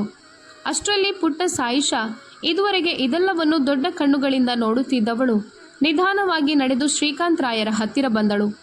ಅವಳು ತನ್ನ ಪುಟ್ಟ ಮತ್ತು ಎಳೆಯ ಕೈಗಳನ್ನು ಶ್ರೀಕಾಂತ್ ರಾಯರ ನಡುಗುತ್ತಿದ್ದ ಕೈಗಳ ಮೇಲೆ ಇರಿಸಿದಳು. ಶ್ರೀಕಾಂತ್ ರಾಯರು ಕಣ್ಣೀರು ತುಂಬಿದ ಕಣ್ಣುಗಳಿಂದ ಆ ನಿಷ್ಕಲ್ಮಶ ಜೀವವನ್ನು ನೋಡಿದರು. ಯಾವ ಹುಡುಗಿಯನ್ನು ಅವರ ಸ್ವಲ್ಪ ಸಮಯದ ಹಿಂದೆ ಭಿಕ್ಷುಕತನದ ಜೀವನದಲ್ಲಿ ಬೆಳೆಯುವ ಮಗು ಅಂತ ಕರೆದಿದ್ದರೋ ಅದೇ ಹುಡುಗಿ ಈಗ ಅವರ ಕಡೆಗೆ ಅತ್ಯಂತ ಪ್ರೀತಿಯಿಂದ ನೋಡುತ್ತಿದ್ದಳು. ಸಾಯಿಷಾ ತನ್ನ ತೊದಲು ನುಡಿಯಾದರೂ ಸ್ಪಷ್ಟವಾದ ಶಬ್ದಗಳಲ್ಲಿ ಹೇಳಿದಳು, ಅಜ್ಜ, ಅಳಬೇಡಿ. ಅಮ್ಮ ಹೇಳ್ತಾಳಲ್ಲ, ಈ ಮನೆ ನಿಮ್ಮದೇ ಅಂತ. ಮತ್ತ್ಯಾಕೆ ಅಳಬೇಕು? ನನ್ನ ಅಪ್ಪ ಅಮ್ಮನ ಹತ್ತಿರ ತುಂಬ ಮನೆಗಳಿವೆ. ನೀವಿಲ್ಲೇ ಸುಖವಾಗಿರಿ. ಸಾಯಿಷಾಳ ಆ ಮುಗ್ಧ ವಾಕ್ಯ ಶ್ರೀಕಾಂತ್ ರಾಯರ ಉಳಿದಿದ್ದ ಅಲ್ಪ ಅಹಂಕಾರದ ಗೋಡೆಗಳನ್ನು ನೆಲಸಮ ಮಾಡಿತು. ಆ ಪುಟ್ಟ ಹುಡುಗಿಯ ಅಗಾಧ ತಿಳುವಳಿಕೆ ಮತ್ತು ಅವಳ ಆ ಪ್ರೀತಿಯ ಸ್ಪರ್ಶವನ್ನು ಸಹಿಸಲು ಅವರಿಗೆ ಸಾಧ್ಯವಾಗಲಿಲ್ಲ. 35 ವರ್ಷಗಳ ಆ ಅಹಂಕಾರಿ ತಂದೆ, ವಾಶಿಯ ಆ ಗರ್ವಿಷ್ಠ ಸಗಟು ವ್ಯಾಪಾರಿ ಇಂದು ಒಬ್ಬ 8 ವರ್ಷದ ಮಗುವಿನ ಮುಂದೆ ಬಿಕ್ಕಿ ಬಿಕ್ಕಿ ಅಳಲಾರಂಭಿಸಿದನು. ಅವರು ಎರಡೂ ಕೈಗಳಲ್ಲಿ ಮುಖ ಮುಚ್ಚಿಕೊಂಡರು. ಅವರೊಳಗೆ ಶೇಖರವಾಗಿದ್ದ ಆ ಸುಳ್ಳು ಅಹಂಕಾರ, ಆ ನಾಚಿಕೆ ಮತ್ತು ಪಶ್ಚಾತ್ತಾಪ ಕಣ್ಣೀರಿನ ರೂಪದಲ್ಲಿ ಹೊರಹರಿಯತೊಡಗಿತು. ಶಿಲ್ಪಾ ಮತ್ತು ವಿಕ್ರಮ್ ಒಂದು ಮೂಲೆಯಲ್ಲಿ ತಲೆ ತಗ್ಗಿಸಿ ಕುಳಿತಿದ್ದರು. ಅವರ ಸುಳ್ಳು ಆಡಂಬರ ಮತ್ತು ಆ 3 ಕೋಟಿಯ ಸಾಲದ ಅರಮನೆ ಸಂಪೂರ್ಣವಾಗಿ ಧೂಳಿಪಟವಾಗಿತ್ತು. ಮುಗ್ಧಾಳ ಆ ಅಗಾಧವಾದ ಆದರೆ ಶಾಂತ ಯಶಸ್ಸಿನ ಮುಂದೆ ಅವರ ದೃಷ್ಟಿ ಮೇಲೆ ಏಳುತ್ತಿರಲಿಲ್ಲ. ಮುಗ್ಧ ಆನಂದ್ನನ್ನು ನೋಡಿದಳು. ಈಗ ಅಲ್ಲಿ ನಿಲ್ಲೋದ್ರಲ್ಲಿ ಯಾವುದೇ ಅರ್ಥವಿರಲಿಲ್ಲ. ಜಗತ್ತಿನ ಮುಂದೆ ಬರಬೇಕಾದ ಸತ್ಯ ಬಂದಿತ್ತು. ಯಾವ ಅಹಂಕಾರದ ನಾಶವಾಗಬೇಕಿತ್ತೋ ಅದು ಆಗಿತ್ತು. ಆನಂದ್ ಸಾಯಿಷಾಳನ್ನು ಎತ್ತಿಕೊಂಡನು. ಅಮ್ಮ, ನಾವು ಹೊರಡುತ್ತೇವೆ. ದೀಪಾವಳಿಯ ತಿಂಡಿ ತುಂಬ ಚೆನ್ನಾಗಿತ್ತು. ಮುಗ್ಧ ಹೋಗುವಾಗ ಅತ್ಯಂತ ಶಾಂತವಾಗಿ ನೀಲಿಮಾಬಾಯಿಯವರಿಗೆ ಹೇಳಿದಳು. ಶ್ರೀಕಾಂತ್ ರಾಯರು ಸೋಫಾದ ಮೇಲೆ ಕುಳಿತು ಅಳುತ್ತಲೇ ಇದ್ದರು. ಅವರಲ್ಲಿ ಮೇಲೆ ನೋಡುವ ಧೈರ್ಯ ಉಳಿದಿರಲಿಲ್ಲ. ಮುಗ್ಧ, ಆನಂದ್ ಮತ್ತು ಪುಟ್ಟ ಸಾಯಿಷಾ ಯಾವುದೇ ಅಬ್ಬರವಿಲ್ಲದೆ ಅತ್ಯಂತ ಶಾಂತವಾಗಿ ಆ ಮನೆಯಿಂದ ಹೊರಬಂದರು. ಪನ್ವೇಲ್ನ ಆ ಅಪಾರ್ಟ್ಮೆಂಟ್ ಕೆಳಗೆ ಬಂದಾಗ ಮುಗ್ಧ ಆಕಾಶದತ್ತ ನೋಡಿದಳು. ರಾತ್ರಿ 8 ಗಂಟೆ ಕಳೆದಿತ್ತು. ಹೊರಗೆ ದೀಪಾವಳಿಯ ಪಟಾಕಿಗಳು ಸಿಡಿಯುತ್ತಿದ್ದವು. ಆಕಾಶದಲ್ಲಿ ಬಣ್ಣ ಬಣ್ಣದ ಸುಡುಮದ್ದುಗಳ ಪ್ರದರ್ಶನ ನಡೆಯುತ್ತಿತ್ತು. ಎಲ್ಲೆಡೆ ಉತ್ಸಾಹ ಮತ್ತು ಬೆಳಕಿನ ವಾತಾವರಣವಿತ್ತು. ಆದರೆ ಮುಗ್ಧಾಳ ಒಳಗೆ ಇಂದು ಒಂದು ವಿಭಿನ್ನವಾದ ದೀಪಾವಳಿ ಆಚರಿಸಲ್ಪಡುತ್ತಿತ್ತು. ಕಳೆದ 10 ವರ್ಷಗಳಿಂದ ತನ್ನದೇ ಮನೆಯಲ್ಲಿ ಉಸಿರುಗಟ್ಟುತ್ತಿದ್ದ ಅವಳ ಉಸಿರು ಇಂದು ನಿಜವಾದ ಅರ್ಥದಲ್ಲಿ ಮುಕ್ತವಾಗಿತ್ತು. ತಂದೆಯ ಚುಚ್ಚುಮಾತುಗಳ ಯಾವ ಅದೃಶ್ಯ ಪಾಶ ಅವಳ ಕುತ್ತಿಗೆಗೆ ಬಿಗಿದಿತ್ತೋ ಅದಿಂದು ಶಾಶ್ವತವಾಗಿ ತುಂಡಾಗಿತ್ತು. ಇಂದು ಅವಳಿಗೆ ನಿಜವಾದ ಅರ್ಥದಲ್ಲಿ ಸ್ವತಂತ್ರ ಮತ್ತು ಹಗುರ ಅನ್ನಿಸ್ತಿತ್ತು. ಆನಂದ್ ಹಗುರವಾಗಿ ಮುಗ್ಧಾಳ ಕೈಯನ್ನು ತನ್ನ ಕೈಯೊಳಗೆ ತೆಗೆದುಕೊಂಡನು. ಅವನ ಕಣ್ಣುಗಳಲ್ಲಿ ಮುಗ್ಧಾಳ ಕುರಿತು ಅತೀವ ಹೆಮ್ಮೆ ತುಂಬಿ ಬಂದಿತ್ತು. ನೀನಿಂದು ತುಂಬ ದೊಡ್ಡ ಸಂಯಮ ತೋರಿಸಿದೆ ಮುಗ್ಧ. ನಿನ್ನ ಬಗ್ಗೆ ನನಗೆ ತುಂಬ ಹೆಮ್ಮೆ ಅನ್ನಿಸ್ತಿದೆ. ಮುಗ್ಧ ನಗುತ್ತಾ ಅವನ ಹೆಗಲ ಮೇಲೆ ತಲೆ ಇರಿಸಿದಳು. ಸಾಯಿಷಾ ತನ್ನ ತಂದೆಯ ಕಂಕುಳಲ್ಲಿ ಕುಳಿತು ಆಕಾಶದ ಪಟಾಕಿಗಳನ್ನು ನೋಡುತ್ತಾ ಚಪ್ಪಾಳೆ ತಟ್ಟುತ್ತಿದ್ದಳು. ಮೂವರ ಮುಖದಲ್ಲೂ ಒಂದು ನಿರ್ಮಲ ಮತ್ತು ತೃಪ್ತಿಯ ಆನಂದವಿತ್ತು. ಅವರ ಬಳಿ ಶಿಲ್ಪಾಳಂತೆ ಲಕ್ಷಾಂತರ ರೂಪಾಯಿಯ ಕಾರು ಇರಲಿಲ್ಲ. ಆದರೆ ಅವರ ಬಳಿ ಸಾಲ ಮುಕ್ತ ಮತ್ತು ಅಹಂಕಾರ ಮುಕ್ತವಾದ ಸುಂದರ ಜೀವನ ಖಂಡಿತವಾಗಿಯೂ ಇತ್ತು. ಅವರು ಮೂವರು ತಮ್ಮ ಹಳೆಯ ದ್ವಿಚಕ್ರ ವಾಹನದ ಮೇಲೆ ಕುಳಿತು ಹೊಸ ಜೀವನದ ಪಯಣಕ್ಕೆ ಹೊರಟರು. ಜಗತ್ತಿಗೆ ತೋರಿಸಲು ಮಾಡಿದ ಆಡಂಬರ ಮತ್ತು ಸುಳ್ಳು ಪ್ರತಿಷ್ಠೆ ಯಾವಾಗಲೂ ಮರಳಿನ ಕೋಟೆಯಂತೆ ಇರುತ್ತದೆ. ಅದು ಪರಿಸ್ಥಿತಿಯ ಒಂದು ಅಲೆಗೆ ಕುಸಿದು ಬೀಳುತ್ತದೆ. ಆದರೆ ಶಾಂತವಾಗಿ ಕಷ್ಟಪಟ್ಟು ಮತ್ತು ಸರಿಯಾದ ಯೋಜನೆಯಿಂದ ನಿರ್ಮಿಸಿದ ಯಶಸ್ಸು ಒಂದು ಭದ್ರವಾದ ಬೆಟ್ಟದಂತೆ ಕಾಣುತ್ತದೆ. ನಿಮ್ಮನ್ನು ನೀವು ಸಾಬೀತುಪಡಿಸಲು ಶಬ್ದಗಳ ದೊಡ್ಡ ಧ್ವನಿಯ ಅಗತ್ಯವಿಲ್ಲ. ನಿಮ್ಮ ಶಾಂತಿಯುತ ಯಶಸ್ಸೇ ಒಂದು ದಿನ ಎಷ್ಟು ದೊಡ್ಡ ಧ್ವನಿ ಮಾಡುತ್ತದೆ ಎಂದರೆ ಜಗತ್ತು ಅದನ್ನು ಮೌನವಾಗಿ ಕೇಳಿಸಿಕೊಳ್ಳಲೇಬೇಕಾಗುತ್ತದೆ. ಮುಗ್ಧ ಮತ್ತು ಆನಂದ್ರವರ ಈ ಕಥೆಯು ಇದೇ ಸ್ವಾಭಿಮಾನ, ಸಂಯಮ ಮತ್ತು ನಿಜವಾದ ಶ್ರೀಮಂತಿಕೆಯ ಪ್ರೇರಣೆ ನೀಡುತ್ತದೆ. ಸ್ನೇಹಿತರೆ, ನಿಮಗೆ ಈ ಕಥೆ ಹೇಗನ್ನಿಸ್ತು? ಮುಗ್ಧ ಮತ್ತು ಆನಂದ್ ತಮ್ಮ ತಂದೆಯ ಸುಳ್ಳು ಅಹಂಕಾರವನ್ನು ಯಾವ ಶಾಂತಿ ಮತ್ತು ಗೌರವದಿಂದ ಮುರಿದರು ಎಂಬುದು ನಿಮಗೆ ಸರಿ ಅನ್ನಿಸ್ತೆ? ಇಂದಿನ ಕಾಲದಲ್ಲಿ ವಿಕ್ರಮ್ ಮತ್ತು ಶಿಲ್ಪಾಳಂತೆ ಆಡಂಬರಕ್ಕಾಗಿ ಸಾಲದ ಸುಳಿಗೆ ಸಿಲುಕುವ ಅನೇಕ ಜನರು ನಮ್ಮ ಸುತ್ತಮುತ್ತಲೂ ಇರ್ತಾರೆ.